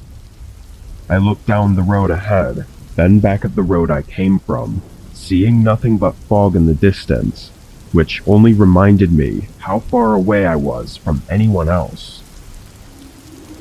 I grabbed the side of the door and lifted myself up onto the steps, then looked inside the window. There was stuff scattered everywhere, almost looking like they'd crashed or something, and making the whole cabin a total mess. But nobody was inside. Then I noticed the door on the other side was wide open. I stepped back onto the road and began walking around the truck to investigate the open door, but was stopped in my tracks when I saw a man in the forest walking up the side of the hill. He was tall, with shoulder-length hair, and had a very disheveled appearance. Hey man, are you okay? The man didn't look at me, but continued coming up from the forest and onto the road. In the faint light coming from my headlights, I saw dark red stains all around his clothes, and his face was covered in dirt and grime. Thinking he was clearly not okay, I offered to help, but he continued to not even acknowledge me. That was until I said I could call 911 for him. He immediately stopped walking and shot a look at me, holding eye contact for a few long seconds. "I'm fine," he said in a deep, threatening tone. I stopped talking and watched him get into the truck. Then I rushed back to my car as the truck started driving away. I turned around and drove right back to my friend's house, where I called 911 and gave every detail I could remember. Unsurprisingly, the case never went further than that. What happened on that road is still a mystery, one that still terrifies me. The way the truck was stopped, being sideways, with the cabin looking as chaotic as it did, I think something or someone forced them to stop. What happened afterwards is debatable, but the man I saw probably wasn't the original truck driver, and I think we can all assume what likely happened in the forest below the road.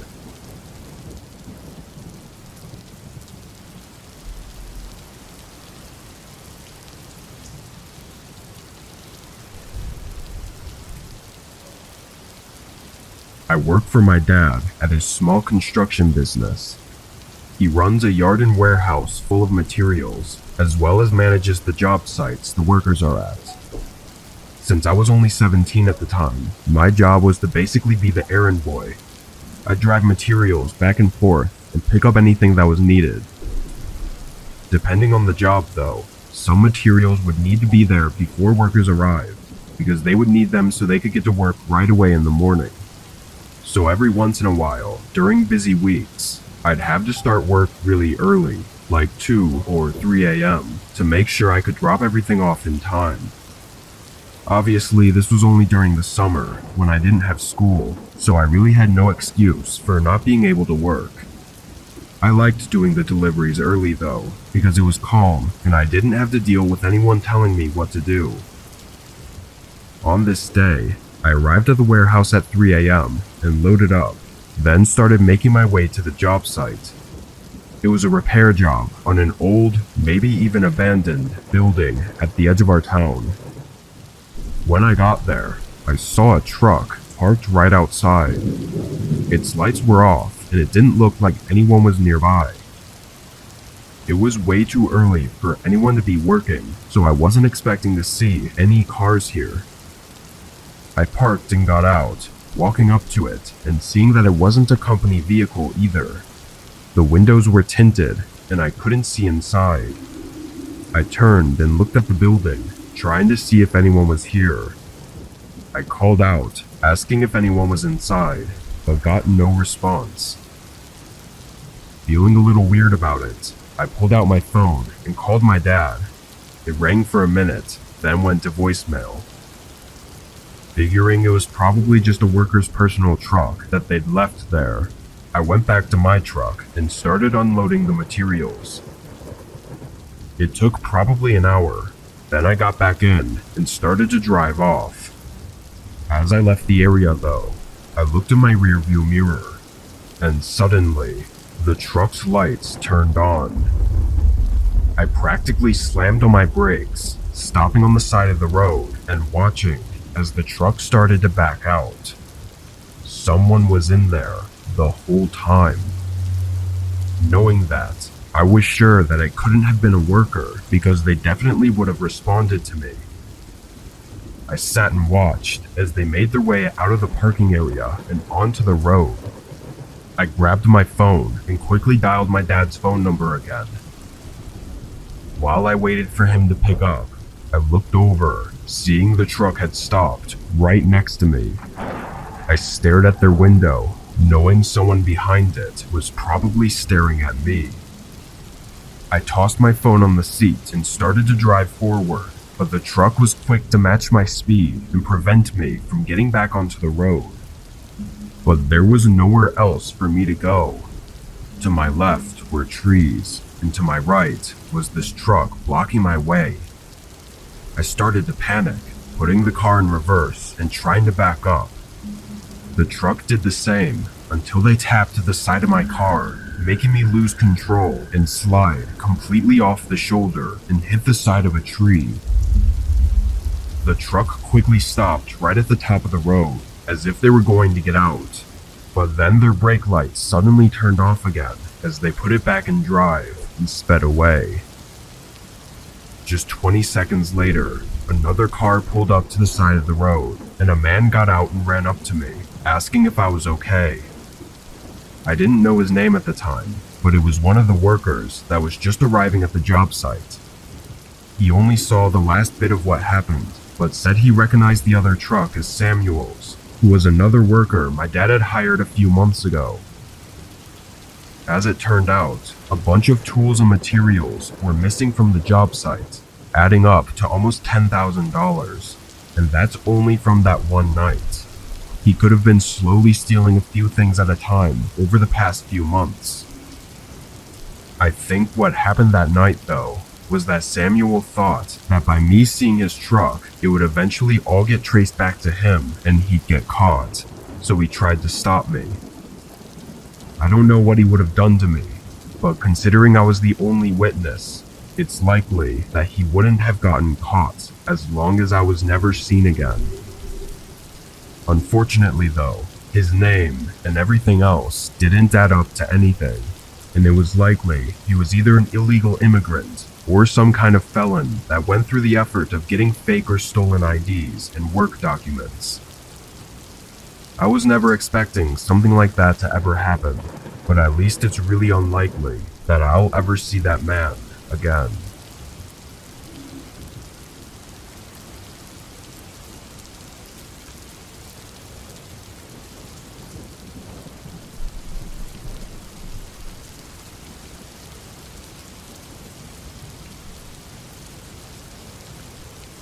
I'm a local truck driver for a common grocery store in our city. This means I stay in the same 50-ish mile radius and drive between the warehouse and several stores every day to deliver pallets of groceries. I don't have to make any drives more than 2 hours long, so every night I get to go home at a reasonable time and sleep in my own bed, rather than at a truck stop like most cross-country or regional truckers have to. This day was pretty average, going between a few stores and delivering the pallets, and I got to my last delivery location around 9. It took a half hour for them to empty the trailer, but then I was good to head back to the warehouse and turn in for the night. This was always the farthest drive though, being that the warehouse was on the edge of the city, away from everything. An hour into the drive, and about when I reached 15 minutes away, I pulled into a gas station to fill up, as I'd been riding on empty for probably too long.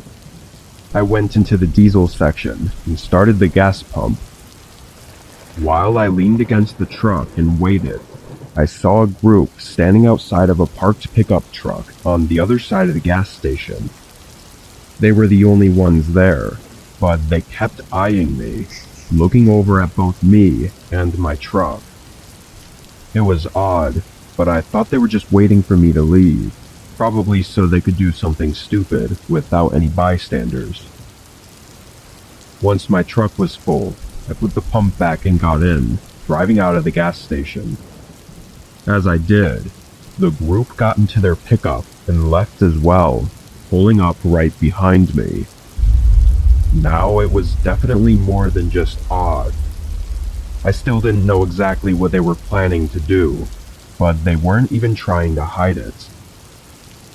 Over the next mile, as we got further out toward the edge of the city, they kept swerving around behind me, going in and out of the lane, and unable to keep a consistent speed.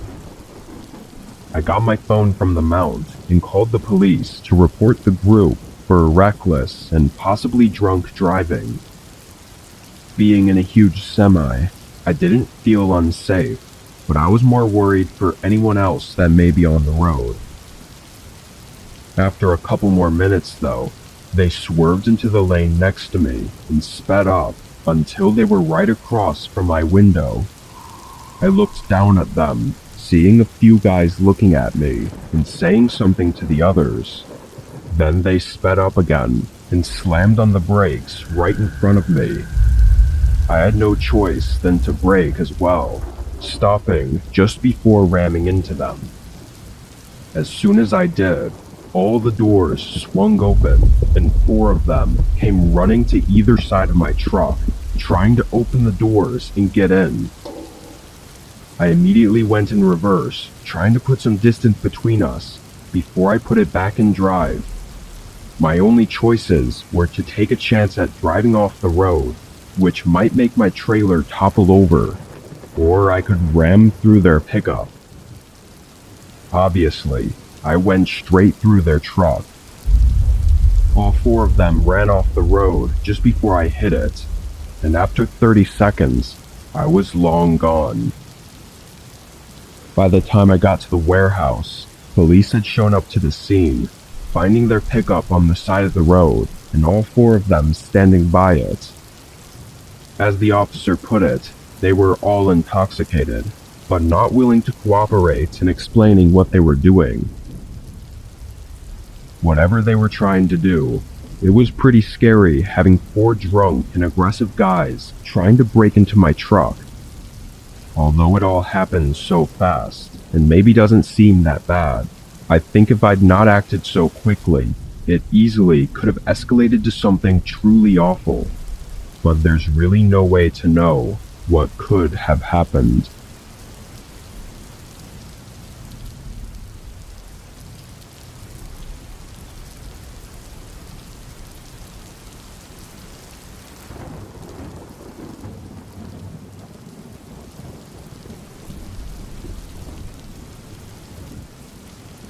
I worked at Papa John's for a couple years at the end of high school and beginning of college. I delivered pizzas and sometimes helped with cleaning and stuff. because I worked nights. This was my normal 4 to 11 shift on a slow weekday. By 10, we weren't getting any orders, so we started cleaning and preparing for closing so we could leave right at 11.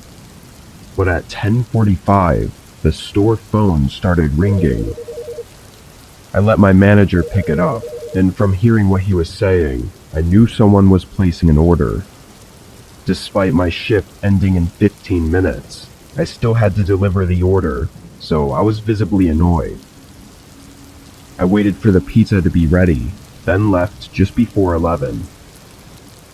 The address wasn't too far, I think just under 10 minutes away, but when I got there, I was a little bit confused. There was a long driveway going into the trees, but I couldn't see any houses or lights at the end. I looked back at the map, zooming in and seeing that there was a house. It was just really far down.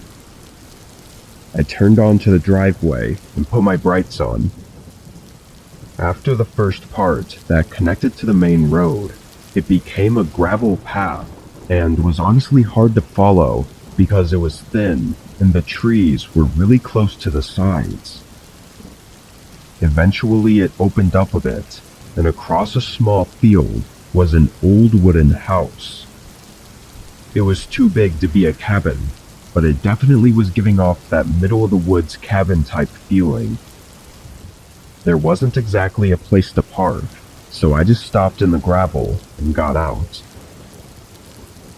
A few of the outdoor lights were on, but they were not bright at all, and most of the woods surrounding the area were completely dark. I started walking up to the door, hoping to do this quickly because something was starting to make me feel off about this place. I got up to the porch, and just before I knocked, I heard something behind me. It was leaves crunching in the woods near the gravel driveway that I'd just come from. I looked out there for a second, but it was too dark to see anything, so I turned back and knocked on the door. While I waited, I looked back at my car, wishing I'd left the keys inside so the headlights would stay on. Even from the porch, it was hard to see any more than just a small glare coming from the plastic reflectors. The rest of the car was not visible, falling past the dim light coming from the house. I heard footsteps inside, then the door opened. It was an old man with short black hair and glazed over eyes. I have a Papa John's pizza order for you, I said, holding out the box. There was a slight pause before the man slowly reached out and took it, looking me in the eyes the whole time. He set it down on a table next to him and got his wallet out, slowly counting through some cash, when I heard it again. Leaves crunching behind me. I looked over my shoulder toward my car where I heard it coming from, but just when I thought I might have seen something, the man grabbed my shoulder. "Here, for you," he said, holding out some cash. I took it, then quickly looked back at my car, but didn't see anything. And a few seconds later, I was shaken by the man slamming the door behind me. Before leaving the porch, I got my phone out and turned the flashlight on, then hurried back to my car, shining the lights in all directions, but not seeing anything. I got in and made a small U-turn, then drove out of there. My unsettling feelings stayed with me the whole drive back, and after clocking out, I did a quick walk around of my car. For the most part, everything looked okay, but once I got a closer look, I noticed some scratches near the passenger door handle that I didn't remember being there before. I couldn't verify anything though, and even if I could, I don't think there's really anything I could do. But I think someone was out there in the woods, trying to get into my car without me knowing. Maybe it was all just a setup. I can't really say for sure, but if they had gotten in, there's a chance they would have hid in the back seat and waited for me. What would happen after that is best left unknown.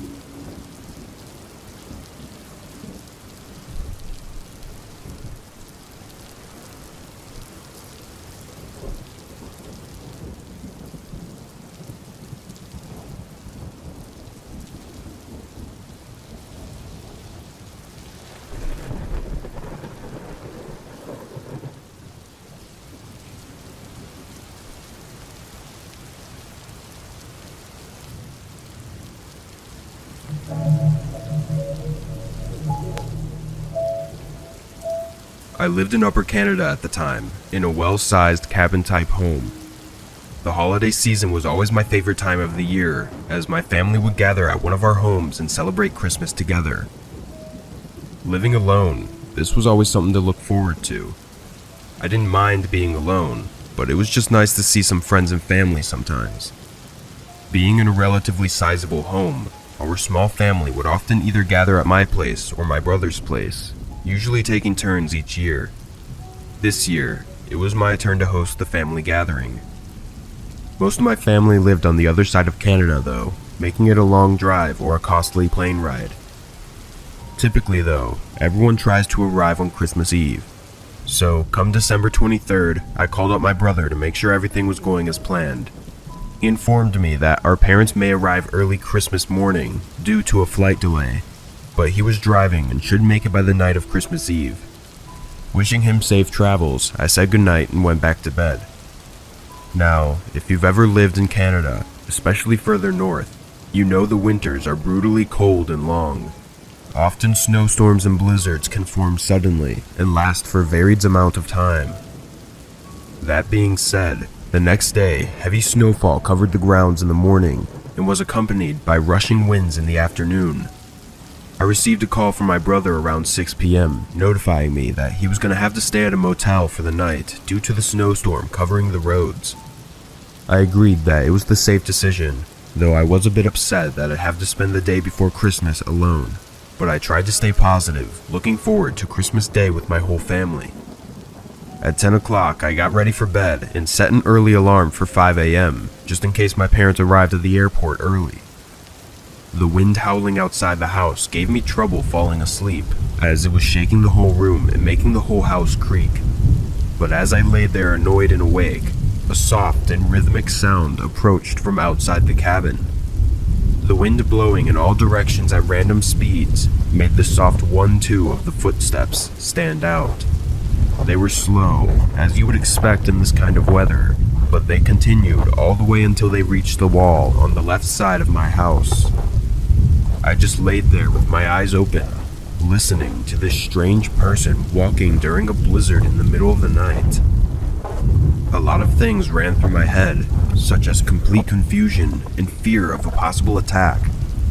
However, I began wondering if it was my brother. Maybe something had happened and his phone didn't have service. Maybe he couldn't find a hotel.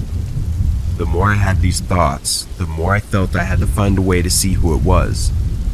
In weather like this, nobody could last more than an hour without serious consequences, and I definitely didn't want my brother and his family stuck out there.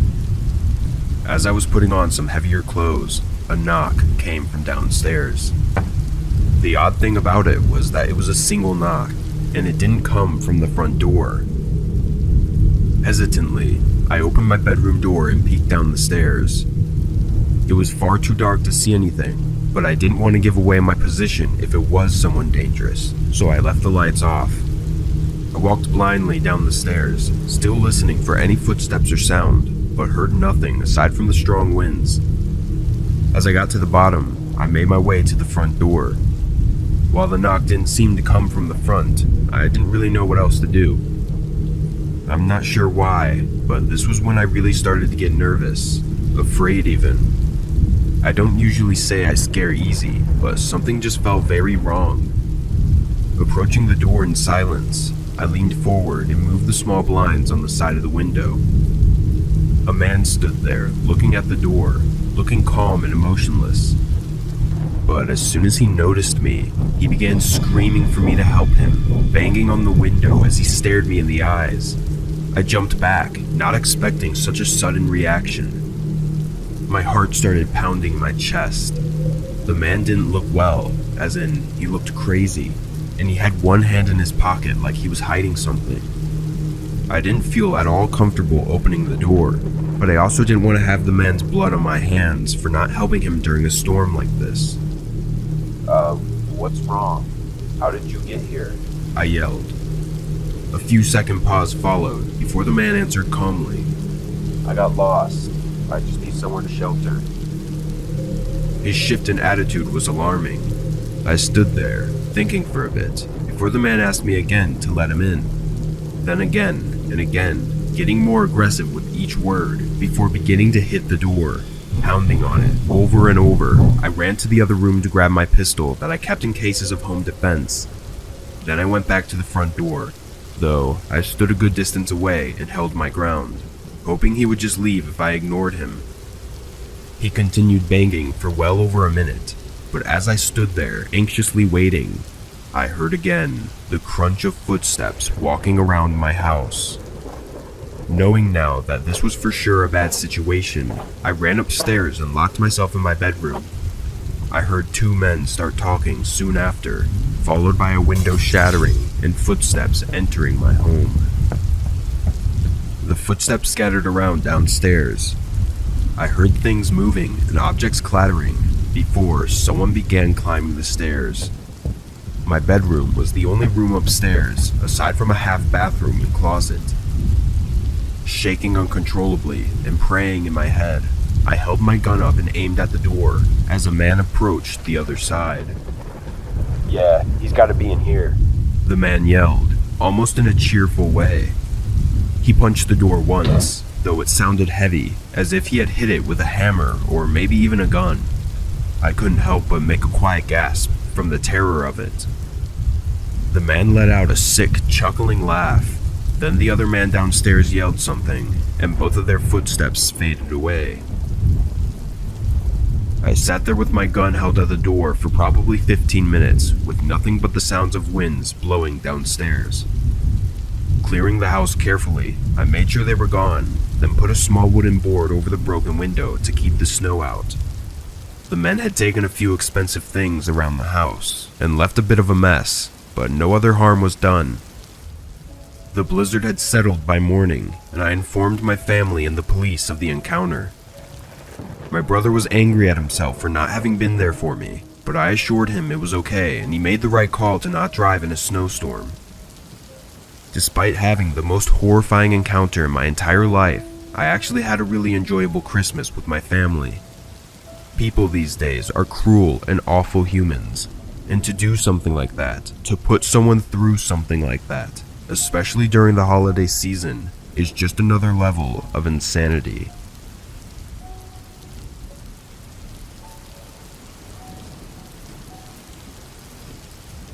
Christmas was always a big event in my family. Every year, we'd drive out to my aunt and uncle's house, where I'd get to see all of my cousins, as well as my grandparents. There's one year I still think about a lot though, because something happened that I still can't get out of my head. I was only 10 at the time, and I was a relatively shy kid, so meeting new people wasn't enjoyable at all. This year though, when we arrived at my uncle's house, my oldest cousin introduced all of us to her boyfriend, Drew. Apparently they'd been together for a few years and things were getting pretty serious, so she wanted the whole family to get comfortable with him. From what I heard, they met at the college they both went to, which wasn't far, but Drew was from out of state, so my uncle offered him to stay at his house during winter break. Anyway, over the next couple days, I remember avoiding him as much as possible. I really didn't want to talk to some stranger I didn't know, and I definitely didn't want him to act like he was my big brother. However, my younger brother, who was only 6, was talking to him all the time. It was like they had just become best friends in just 2 days. My parents thought it was cute that my little brother was looking up to him, but I found it to be weird. I don't know, something about it just made me feel uncomfortable. During the nights, I shared a room with my brother, and I'm assuming Drew and my cousin shared a room on the other side of the house. I asked my little brother as we were getting ready for bed why he liked Drew so much, and he just talked about how cool he was. I don't really know what I expected my 6-year-old brother to say, but when he responded, it kind of clicked in my mind that I really should be wondering why Drew wanted to talk to my brother so much, not the other way around. I know this all sounds like it may just be taken into bad context, when it could just be a loving, soon-to-be cousin-in-law, but it was just a feeling in my gut that told me something was off. And just 4 days after we had arrived, and on the night of Christmas Eve, my gut feeling was proven to be right. I specifically remember going to bed that night, noticing my brother having a lot more energy, way more than he should have at that time of night. I thought it was because he was excited about Christmas morning, as I was too, and I went to sleep soon after. Sometime hours later, I woke up. I don't know what actually woke me up, as the house seemed silent, but I instantly noticed my brother was not in his bed. My eyes widened and I looked all around the room, calling out his name in a whisper. I felt protective of my little brother, and I was really worried about him. I almost wanted to cry when I saw that his jacket was missing. We both had been hanging them up on the handles of the closet door, but his was gone. I grabbed mine and rushed downstairs.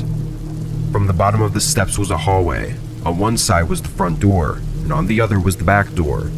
Looking at the back door, the screen door was closed, but the actual door was open.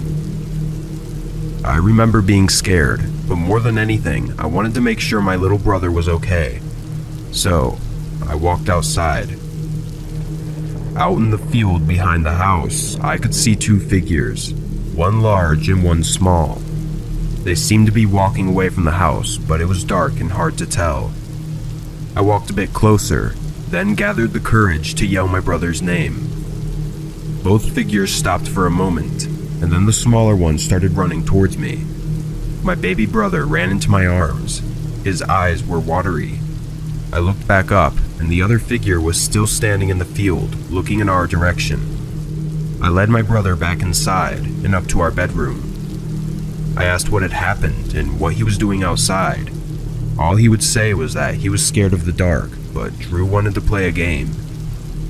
I didn't know what that meant, but I didn't care. Waking up a 6-year-old and leading them outside in the middle of the night was not okay. I kept my brother close for the rest of the holiday, but now I wish I had told someone about it. I was a shy kid that didn't want to be the center of any drama, and I didn't think anyone would believe me, so I kept my mouth shut about it. That was a horrible Christmas though, and I think about it a lot. I've asked my brother years later what that Drew guy was doing, but even now, he says he doesn't remember. He only remembers being scared. My cousin never brought him to any more gatherings, so I'm assuming things didn't work out. I'm glad I saved my brother from whatever was going to happen that night, but I think back to it a lot, wishing that I had done more.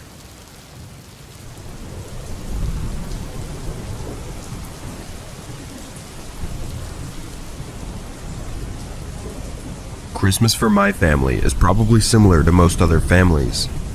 My wife and I tell our son that Santa brings presents on the night of Christmas Eve, and then on Christmas morning we wake up our son and let him open the presents. It's a very typical Christmas, so of course on Christmas Eve my kid wanted to make cookies for Santa, and we left out a small plate alongside a cup of milk before I sent him to bed. Then, after waiting an hour to make sure he was asleep, I began putting all of the gifts under the tree. Once I was finished piling them up, I went over to the small coffee table and took a few bites of the cookies to make it look like Santa came. Feeling satisfied with my work, I turned all the lights off and joined my wife in bed. The next morning, my wife woke our kid up and he ran downstairs to open his presents. He was so excited, screaming that Santa came. I always loved seeing his reaction to the gifts, but it was over after about an hour. He went off to play with his new toys, and my wife and I started cleaning up the wrapping paper and boxes. But that's when I noticed the cookies. Well, the lack of cookies, actually. They were all gone. We had put out a whole plate, and I had only eaten one. Confused, I walked over to my wife and asked her about it, though I knew she was in bed the whole time. She laughed at me, making a joke as if I ate the entire plate, but her smile faded when she realized my concern. I went over to my son and asked him if he had some cookies this morning, but his response only frightened and confused me more. He said he saw Santa eat them last night. Of course, I asked him what he meant, to which he replied that he woke up in the middle of the night and saw someone eating the cookies. I acted calm in front of him, making sure not to give the big secret away, as he was only 6, but I was seriously worried now. By the looks of it, my wife was too. It's such a weird, silly situation, but in reality, it was also terrifying, knowing that someone was inside our home. I took a quick look around upstairs, then searched the main floor before going over to the basement. Honestly, I hadn't been in the basement for months. It was unfinished, small, and dirty. The year before, we had our washer and dryer moved from the basement to the ground level floor. Ever since, we had no reason to go down there, so we just left it as an empty storage room. Anyway, I opened the door and turned on the dim lights. I waited several seconds before going down, thinking that if someone was there, they would make themselves known. With no other noises, I descended into the basement. From my initial look, I didn't see anything out of ordinary. There were boxes and dust, just like it had been left. But looking closer, a stack of the boxes seemed strangely put together. It kind of reminded me of when I was a kid and would position boxes to make a fort or a wall. I took a few steps closer before I could hear heavy breathing from behind the wall of boxes. I froze in place, shocked and scared, hoping that whoever was there stayed hidden so I could peacefully go back upstairs and call the police. I was not so lucky though. A disgusting, scrawny, middle-aged man stood up, looking me directly in the eyes. I was so shocked I didn't even move. It wasn't until the man quickly began climbing over the boxes that I turned around and sprinted as fast as I could up the stairs. His footsteps were not far behind mine as I pushed through the doorway and slammed the door behind me, seeing a glimpse of the man just a few steps down. I turned the lock and blocked the door with a nearby chair. My wife screamed and panicked at the chaos of the situation. She grabbed our son and ran upstairs while I stood by the door and called the police. It's funny though, because my first thought while dialing 911 was how bad I felt for having to call someone on Christmas morning. Then again, my family's life was in danger. As I waited for the cops to show up, the man tried to persuade me to let him go and that he meant no harm. At one point, it even sounded like he was talking to himself. The guy sounded insane. I almost felt sorry for him. When the officer finally made it, he arrested the man with ease, and I filled out a report. We tried to not let this ruin the rest of Christmas, but it was difficult to get back into the joyful mood. It turned out he'd been squatting in our basement for anywhere between several days and a couple weeks. He'd been taking some of our food and drinks while we were gone too, which just made me feel sick. Thinking back, I'd even remembered things missing.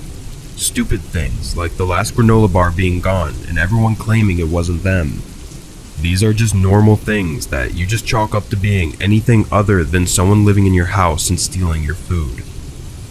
Now, I get a bad feeling in my gut every time something goes missing, as I remember that creepy guy staring at me and chasing me out of the basement.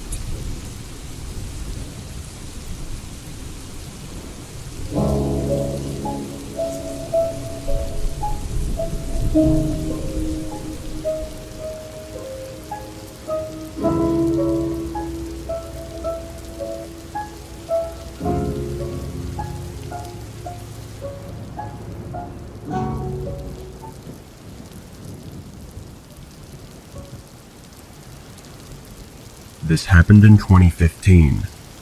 I had just moved to a small house far from my hometown the year before, so I was still getting used to the area and hadn't met many people yet. I worked from home as well, which made it even harder. Anyway, for Christmas, I had no plans at all. My family was too far, and I didn't have enough vacation time to go out and see them, so this was actually going to be my first Christmas alone. On Christmas Eve, I stayed up working, figuring I'd just get ahead on some things so I didn't have to worry about doing anything on Christmas Day. I was working in the living room, listening to music as well, when through it, I heard something coming from outside. I pulled out one of the earbuds and listened, but didn't hear anything else, so I got up and looked around. With my earbuds in, it was hard to know what direction it came from, but I was pretty sure it was outside the house, not inside. I looked out the back window, not seeing anything, then moved to the front window and again saw nothing.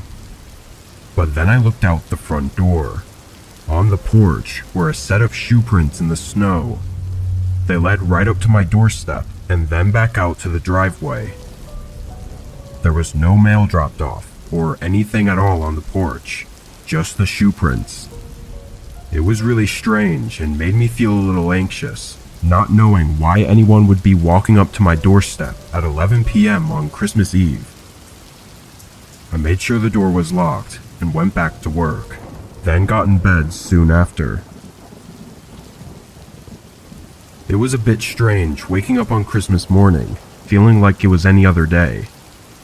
I brewed a cup of coffee and sat on my chair to watch TV. I think I spent the whole morning just sitting there and watching shows and movies. I gave my parents a call and talked to them for a bit, but that was really about all I did. I thought about going out, but it was really cold and the wind was really strong, so I just stayed in for the day. By 6 p.m., I had basically done nothing all day and made some dinner, planning on going to bed early. But then I heard something outside. It was the shuffling sound of footsteps in the snow coming toward the front door. I stayed quiet, knowing nobody should be here. After a few seconds, the footsteps sounded again, walking away from the house. I went up and checked, seeing almost an identical scene to what I saw the previous night. After that, I forced myself to stay up later. I kept my eyes open until probably around 10, before I guess I fell asleep on the couch. I remember getting really tired and trying to stay up, but I didn't plan on falling asleep out there. When I woke up, the TV was still on and flashing light throughout the dark room. I sat up and paused it, then got up to go to my bedroom. As I walked down the hallway though, my eyes instantly locked on my bedroom door. It was open, but I knew I always kept it closed. I walked over and pushed it open wider, then flicked on the light. Wet shoe prints were scattered around the floor, going to and from the window. In a complete state of shock, I spun around and turned on the hallway light, now seeing more shoe prints going down toward the living room. I followed them, but they stopped right outside the living room, looking like they'd turned and went back right after seeing me on the couch. The shoe prints were nowhere else in the house. Police did what they could, but if I'm being honest, they weren't of much help. The current theory is that the man had come by the previous 2 nights to see if I was home. After not answering the door though, he likely thought I was away for the holidays. I know it's likely that he only broke into my house to rob me, but still, it's extremely disturbing, especially since I was at home sleeping when it all happened. Whoever it was though, they never came back.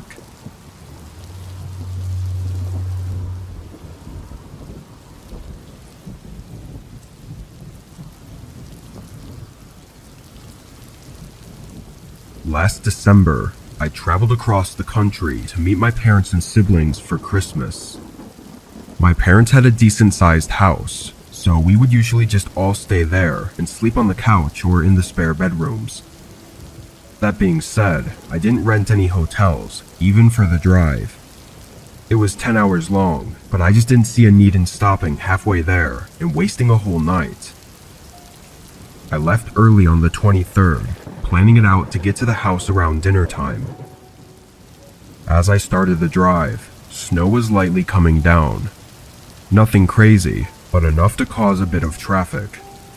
This went on for a few hours, until it suddenly started pouring down. It happened over just 30 minutes, going from a very light downfall to an extremely heavy storm. Along with the winds, it was nearly impossible to see anything in front of me. Most other cars started to pull off to the side of the road, but I really wanted to keep going. I drove in these horrible conditions for the better part of an hour, having a few close calls before deciding enough was enough. I pulled into a motel and sat in the parking lot, waiting for the snow to clear up. There were a lot of other cars in the parking lot, but I think most were probably trying to wait it out like I was. But as the sun started to set, there was no chance of that happening anytime soon. I reluctantly went in and got a room. I went to my room and lay down on the bed. It was around 8 o'clock at this point, and I'd figured I'd just sleep now and see if it was clear in a few hours. I set an alarm on my phone for 11, then passed out. But when I woke up, I immediately knew something was wrong. I turned and looked at my phone, seeing it was just before 2 a.m. My alarm didn't go off. I quickly got out of bed and ran up to the window. The parking lot was almost empty now, but it was still snowing pretty bad. I sat back on the bed, and after some thinking, I decided to take the loss and just spend the rest of the night there and hope for the best in the morning. I laid down, closing my eyes, but now that I was more calm, something caught my attention. A cold breeze blowing through the room, and the clear sound of wind. I sat up, seeing the window at the end of the bed was cracked open. I got up and shut it, but I was almost positive it was closed when I went to bed. It's something I definitely would have noticed, being that there was a whole storm outside. A rush of adrenaline went through me as I started to worry. I faced the rest of the room, now looking into the dark and standing still, listening for anything. Then I slowly walked around, checking for anything missing or any signs that someone had been inside. I didn't see or find anything until I went to check out the peephole. That's when I noticed that both locks on the door were now open. Someone had unlocked it from the inside. Blood rushed from my face as I locked the door and backed away, thinking through every possible horrifying scenario that I could be caught in right now. I started putting my things back into my bag and getting ready to leave, but then there was a sudden shake of the door handle. I stared at it with wide eyes, seeing the handle move back and forth like they were trying to force it open. Then it went silent. I waited for a long couple minutes before I slowly and quietly crept toward the door to check if it was safe to make a run for my car. I looked out the peephole, seeing a man leaning against the door like he was listening. I was frozen, but he must have heard something, because only a few seconds later he rushed away from the door. I spent no time waiting, leaving the room soon after and getting in my car, pulling out and leaving the motel. I got lucky, as nobody else was on the roads, and they seemed to have just been plowed. I drove through the storm until I got to my parents' house, taking much longer than it should have. What that man was trying to do, I can't even begin to think of. They had obviously been in the room while I was sleeping and unlocked the door, but what they wanted and why they had to come back to my room, I just don't know.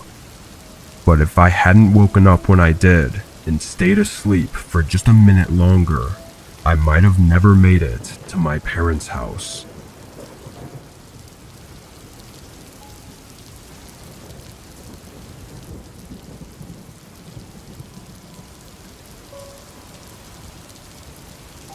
Two years ago, I spent Christmas with my roommate. We were both in college and were splitting rent on a small home in the suburbs outside of the campus. Neither of our families apparently were really big on Christmas, and we were also kind of broke, so we stayed home for winter break. We still did a bit of decorating, and I'd gotten each other some cheap little gifts, so we could have our own small Christmas.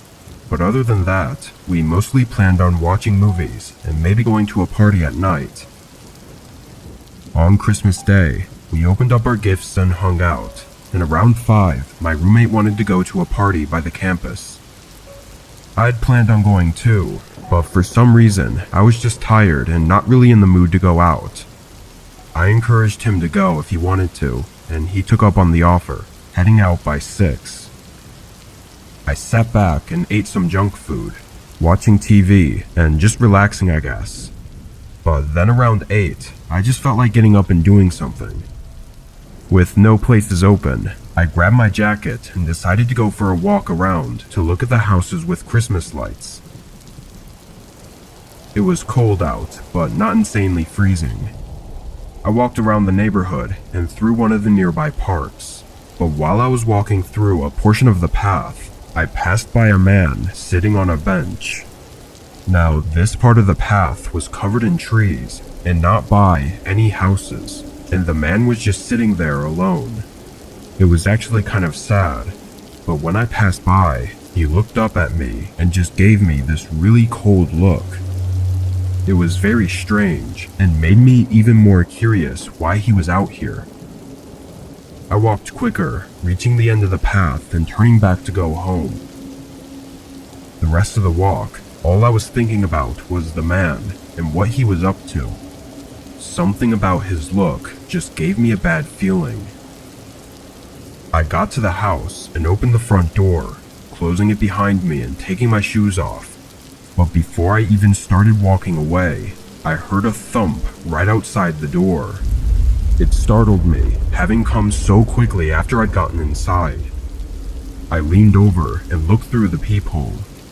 It was the man from the path, standing on the porch and staring at the door. His face was completely blank, no smile or frown, just empty. I cracked open the door. Are you okay? The man looked at me with his emotionless eyes and didn't say a word. I asked again if he was okay or if he needed anything, but he didn't speak. Getting weirded out, I closed the door and went back to looking out the peephole. The man stayed there for at least a whole minute, then walked off to the side of the door until he was out of my view. I looked over, seeing the window curtains were open, giving the man a view into my house. For some reason, now I didn't want the man to see me, so I was afraid to go close the curtains. All he could probably view, though, was the Christmas tree and the couch, but it was still really unnerving knowing he was looking into my home. As I stood in place, trying to think of what to do next, a dull thud came from outside the window. I quickly stepped back and looked, seeing the man slam a large rock against the glass. His eyes were still glazed over with no emotion, making it look even more terrifying. I ran and locked myself in a room while I dialed 911, hearing the man continue to repeatedly hit the window. After a few hits, there was a pause. Then it began again, but it sounded like he may have moved to hitting the front door. This went on for what felt like several minutes, before finally it went quiet. When police pulled in, the man was nowhere around. Outside, though, there were multiple cracks in the window, and the door had entire chunks of wood smashed out and laying on the ground.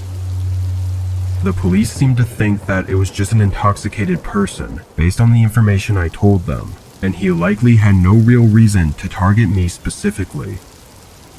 Whatever the case, the way he was acting was just insane, and if he had gotten in, there's no saying what he would have done.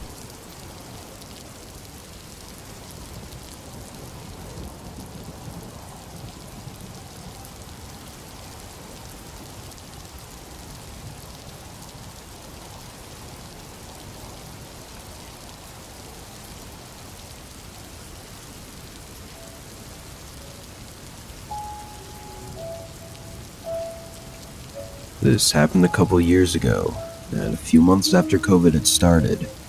I started to work from home while my wife was HR at a local chain grocery store.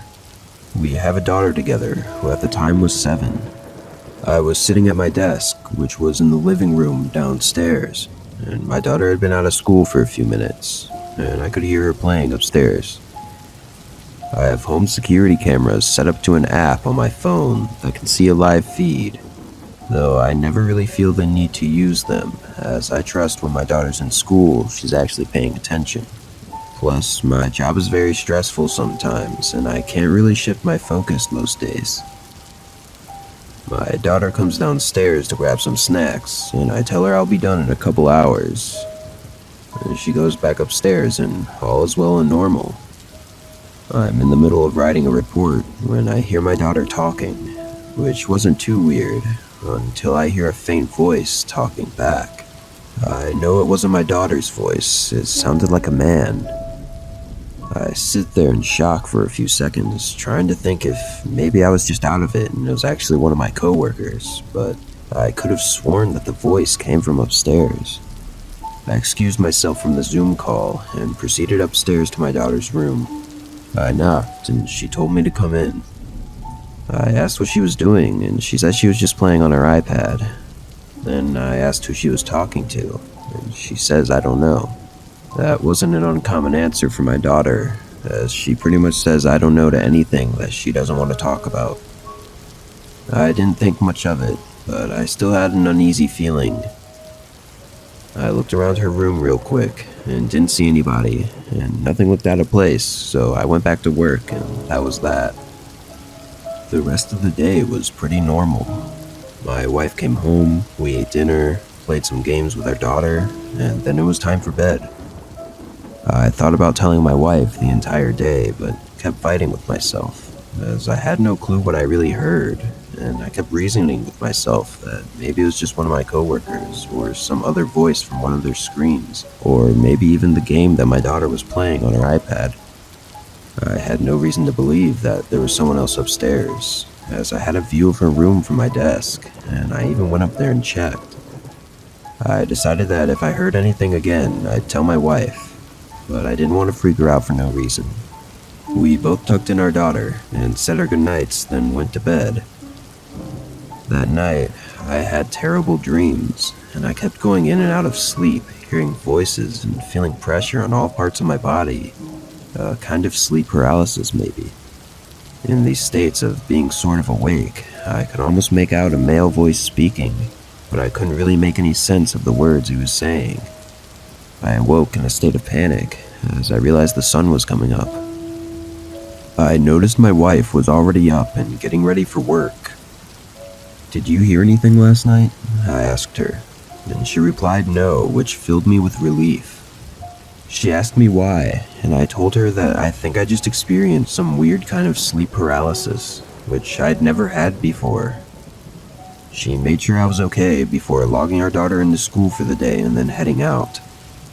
I get ready for work myself, as I only have about an hour to eat breakfast and shower and try and forget last night's nightmare. It's Friday, and I'm just ready for the weekend. The day treads on as slow as humanly possible, and I can barely even stay awake. I doze off for a few minutes on my break before hearing my daughter come downstairs. She asked me if she can go outside, and I said not until I'm out of work. She's visibly upset, but she knows the rules. I get through the last hour of work and go upstairs to check on her. I knocked on her door and she opens it with a book in her hand.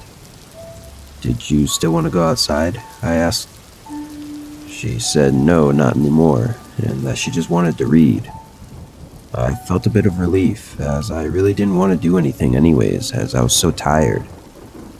I went back downstairs and turned on the TV. My wife wasn't going to be home for another half hour, so that gave me time to nap. Since it was a Friday, I knew she'd want to stay up late, because we both had the weekends off, and our daughter always goes to bed by 8 or 9, so that was pretty much the only alone time we'd get.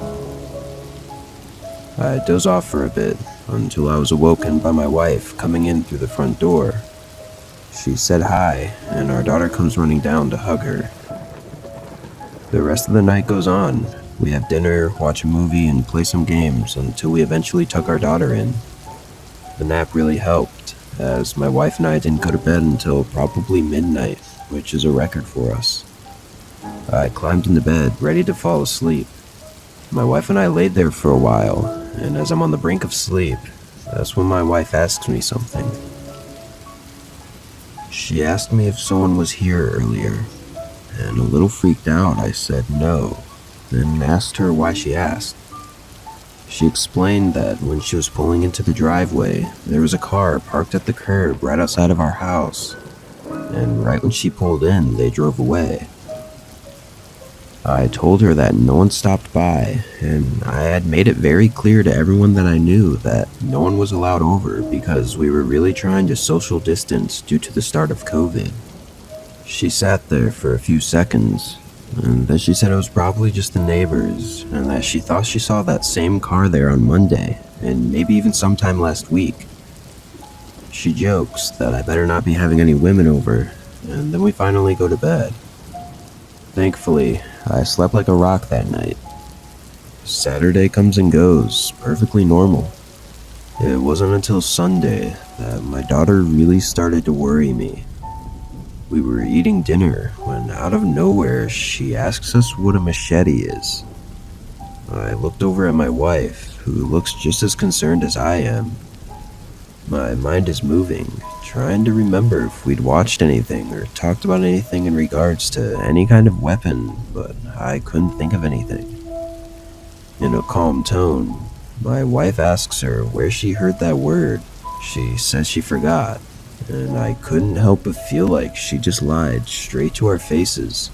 Something wasn't right about this, and she's a good kid and never really lies. If something was wrong, you'd tell us, right? I asked, just hoping she'd open up a little bit.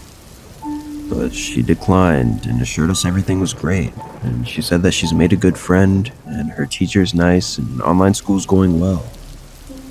I had mixed emotions, sort of hating myself for wishing something was wrong so that she could just tell me. I decided to respect her boundaries though, and so does my wife. The rest of the night nothing else was brought up. My wife and I put our daughter to bed, and after closing her door, we headed back downstairs to sit on the couch. I had this horrible feeling in my gut that I've had all night, and pretty much all week. A feeling that's been festering so long that I decided to just tell my wife everything. From the voice I thought I heard to the dream and the machete. Come to think of it, my daughter's been spending more time in her room than usual. Ever since COVID started, she used to want to be around me and her mother all the time. She was an only child who couldn't see her friends anymore except through a screen, so it made sense that she'd want to spend time with us. But now, her spending so much time alone all of a sudden felt really strange. I tell my wife everything I've been feeling. I think I was venting for maybe 20 minutes because I had so much on my chest. She looks at me with a blank stare and then looks down, and I can tell that she feels something similar. She looks up at me and she's on the verge of tears. Before she can get a word out, she just starts crying. I hold her for a while as we both sit there, and getting everything out had just made my mind go blank. But then I hear it again, a voice coming from my daughter's room, the same voice I thought I heard before. I bolt up from the sofa, not even gauging my wife's reaction, and I race up to my daughter's room, swinging the door open. And there she is, sitting on the edge of her bed, just staring at me in horror, as if I'm the one that was intruding on her and her friend, and not the other way around. I was scared and anxious, and I just yelled, "Who's there?" There was no answer. I yelled to my wife to call the police while I'm scouring my daughter's room. I look under her bed and in her closet and under piles of stuffed animals, and there's nothing. I checked out the window to see if anyone was down there, and there was no one. This didn't make any sense. And that's when I heard my wife ask my daughter something that turned my entire world upside down. "Is it coming from the camera?" I turn around, and my daughter hesitantly nods her head. The camera. My fear turns into complete rage as I grab a stool and dismantle it. I tried to keep my cool so as to not scare my daughter, but the thought of some stranger talking to her through a camera that I willingly installed in her room was unbearable. I was angry, disgusted, and heartbroken. And that's when my doorbell rang, and I hear a man yell police. I enter the door, and I explain everything to them, but they don't really seem surprised at all. They explain that this thing happens a lot when security cameras don't have a ton of those security features that you get with the more expensive ones. Apparently, hackers can see through it and even talk to you, which was obviously news to me. They asked to speak to my daughter, and what she told them was soul-crushing. This had been going on for almost 2 weeks now, apparently, and the voice had become my daughter's friend.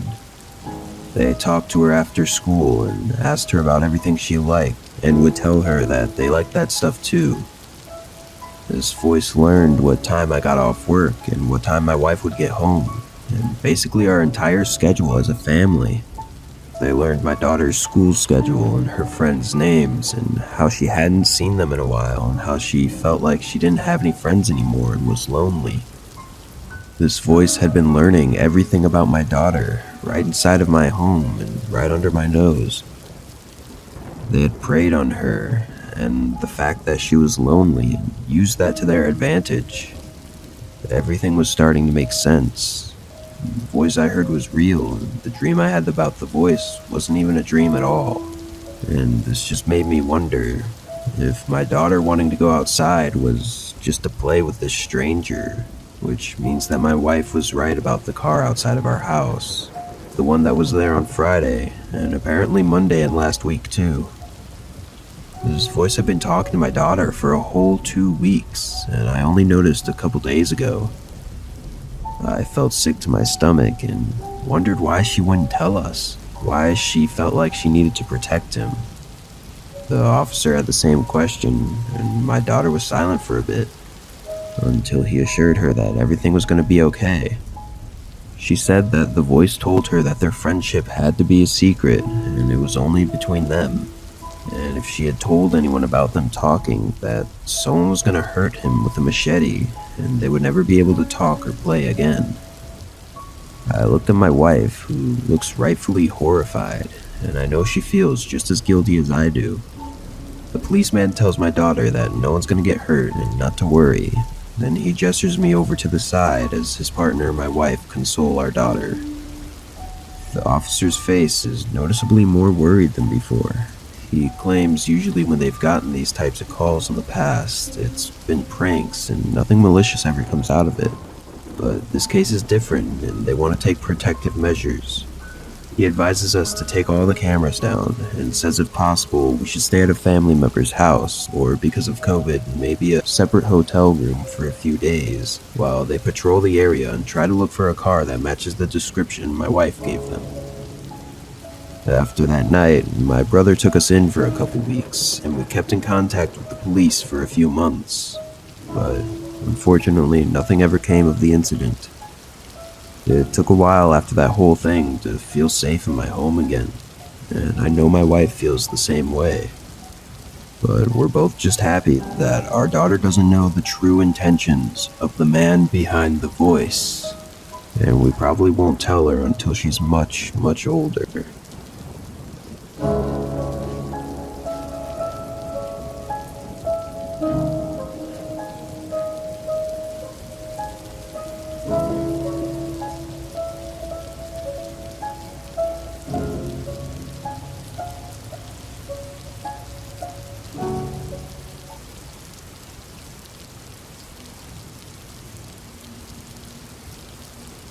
My friends and I used to live really close to a national forest. It was just a 10-minute bike ride from my place. And living in a boring small town with nothing better to do, we often went exploring in the woods in our spare time. We didn't know directions or anything, and didn't have cell phones with Google Maps either, so it definitely wasn't the safest hobby. After years of going out there, though, we'd grown pretty accustomed to the area. Anyway, I was just 15 at the time, and it was the first day of summer break. Me and one of my closest friends, Jason, were celebrating the start of summer by having a sleepover at my place. We were probably just going to play Xbox all night, but just a little past 12 a.m., the power cut out. My dad woke up and tried to get it running again, but it looked like it was a neighborhood-wide outage, so there was nothing we could do about it. Neither of us were tired though. We had literally just chugged energy drinks a half hour ago, planning on pulling an all-nighter. After a couple minutes of being bored though, Jason asked if we'd ever been in the forest at night. It was a weird and random question, but it almost felt even weirder that we'd never actually been out there at night, despite having lived here and explored those woods for over a decade. Somehow, not a single time had we gone when it was dark. We grabbed my empty book bag and tossed a couple flashlights in it, then rode our bikes to the spot that we usually entered the forest at. It was this dirt circle on the edge of the road that we'd always leave our bikes at. While we were there, we noticed a car parked further up the road. It was some old SUV, looking like it might have broken down, but all the lights were off, so we thought they'd abandoned it or something. We tossed down our bikes and headed into the trees. When we entered, we immediately had to take our flashlights out because it was insanely dark. Outside the forest, the moonlight was bright enough to illuminate the area, but inside the forest, it was just absolute darkness. I don't even know why we were so intrigued by going here at night. I guess it was just because we'd never done it, and we wanted to get a little adrenaline rush. It only took a couple minutes for that rush to set in, as we looked back and could no longer see where the road met the woods.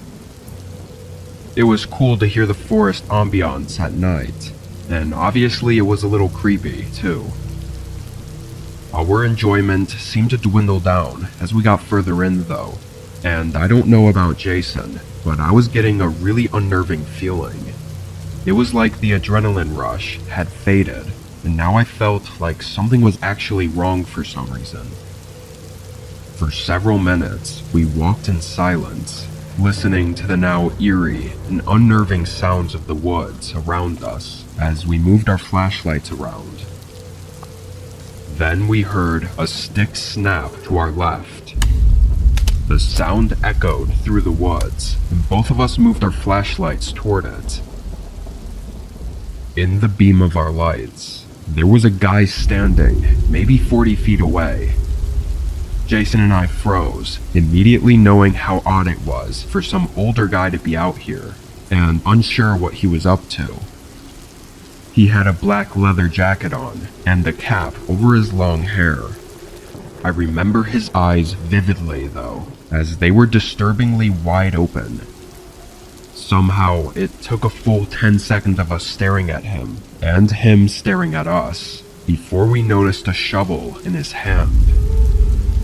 Jason leaned over to me and whispered in a nervous voice, "I think we should go, like right now." That was enough to snap me out of it, and both of us hurried away, going back the way we came. We covered our flashlights with our shirts to make them dimmer and less visible just in case he was trying to find us. Eventually we made it back to our bikes though, and when we did, we noticed that the car parked up the road was now gone. We hopped on our bikes and rode straight back to my place. I really wish we had told someone what happened. However, I'm sure that even if we did, nothing would have come from it. We couldn't see enough to know exactly what he looked like, or even what kind of car he drove.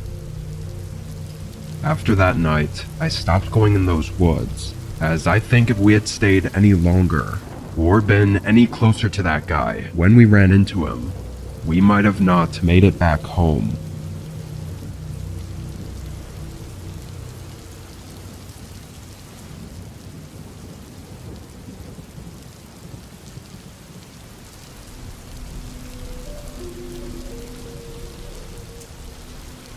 I own a cabin in Idaho, right on the western edge of the Rockies. It's just a small place, nestled away in the forest by the mountains, that I go to a couple times a year for short getaways. This was in 2019. I had just driven 8 hours north to get to my cabin and arrived around 8 p.m.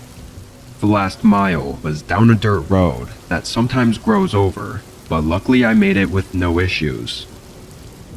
I turned on the generator at the side of the cabin, then hauled my luggage out of the truck and up to the front door, unlocking it and getting inside. It was a little colder inside than I was expecting, and when I turned on the lights, I saw why. One of the windows in the back of the living room was broken, like the whole glass part was shattered and all over the floor. I was obviously really concerned, so I did a quick walkthrough of the house. Everything was in place, nothing was gone, and there were no signs that I could see of anyone having been inside, so I figured it had to have been an animal, maybe even a curious grizzly. Seeing as everything else was still in working order, I didn't worry too much about it, and continued with unloading my luggage. It was too late to run back into town to grab a replacement window, so I just nailed a throw blanket over the open window. I went back outside one more time to get some firewood, threw it in the fireplace, and got the cabin nice and warm.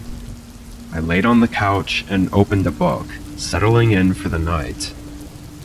With the broken window, I could hear the nature sounds from outside, and it was really peaceful. It didn't take long for me to get sleepy. It was probably 11 o'clock. I got up and refilled the wood so it'd keep the place warm throughout the night, then shut everything off and went to the bedroom. I set an alarm for 7 a.m. and drifted asleep. In the middle of the night, my body jolted awake and I instantly sat up. I looked over at my nightstand. It was 1:24 a.m. My heart was pounding, and it felt like I'd woken up from something sudden. At this point, I didn't know if it was just a bad dream I had, or something else. I was honestly really confused. The cabin was very quiet. All I could hear was the soft crackling of the firewood in the living room. I got up from the bed and walked over to the door, carefully opening it and looking out. The red glow of the fireplace illuminated the cabin enough for me to walk through the short hallway. The first thing I saw was that the blanket had fallen from the broken window. Then I saw muddy boot prints on the blanket. I followed the tracks with my eyes, going straight from the window and into the hallway I was standing in. My heart continued pacing as I turned around and saw the prints going up to the bedroom door I just came from.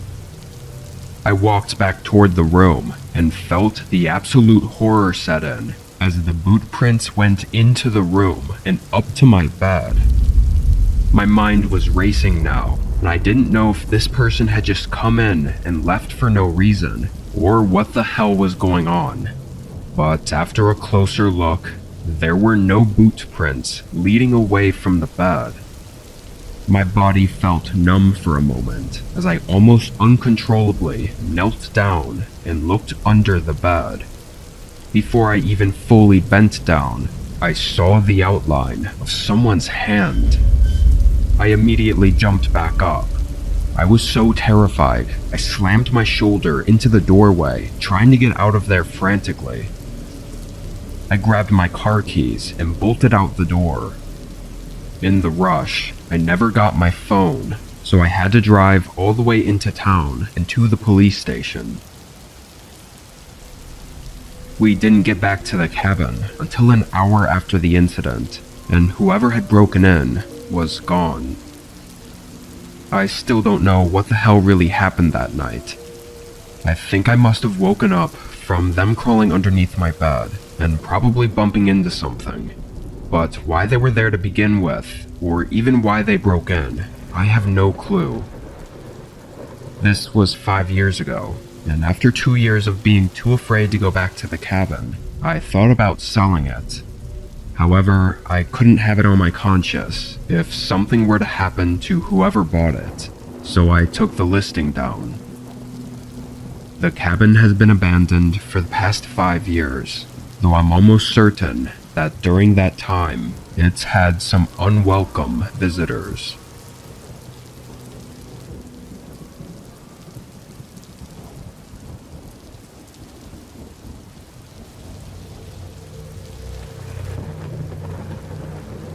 Back in 2021, I took a road trip to Maine. I'd never been, but I had a few camping trails that I wanted to go on. I actually didn't even have a hotel booked. I pretty much just drove straight up there and parked at the trailhead, planning to spend the whole time camping. This was a really flawed plan though, because I arrived a lot later than I was aiming for.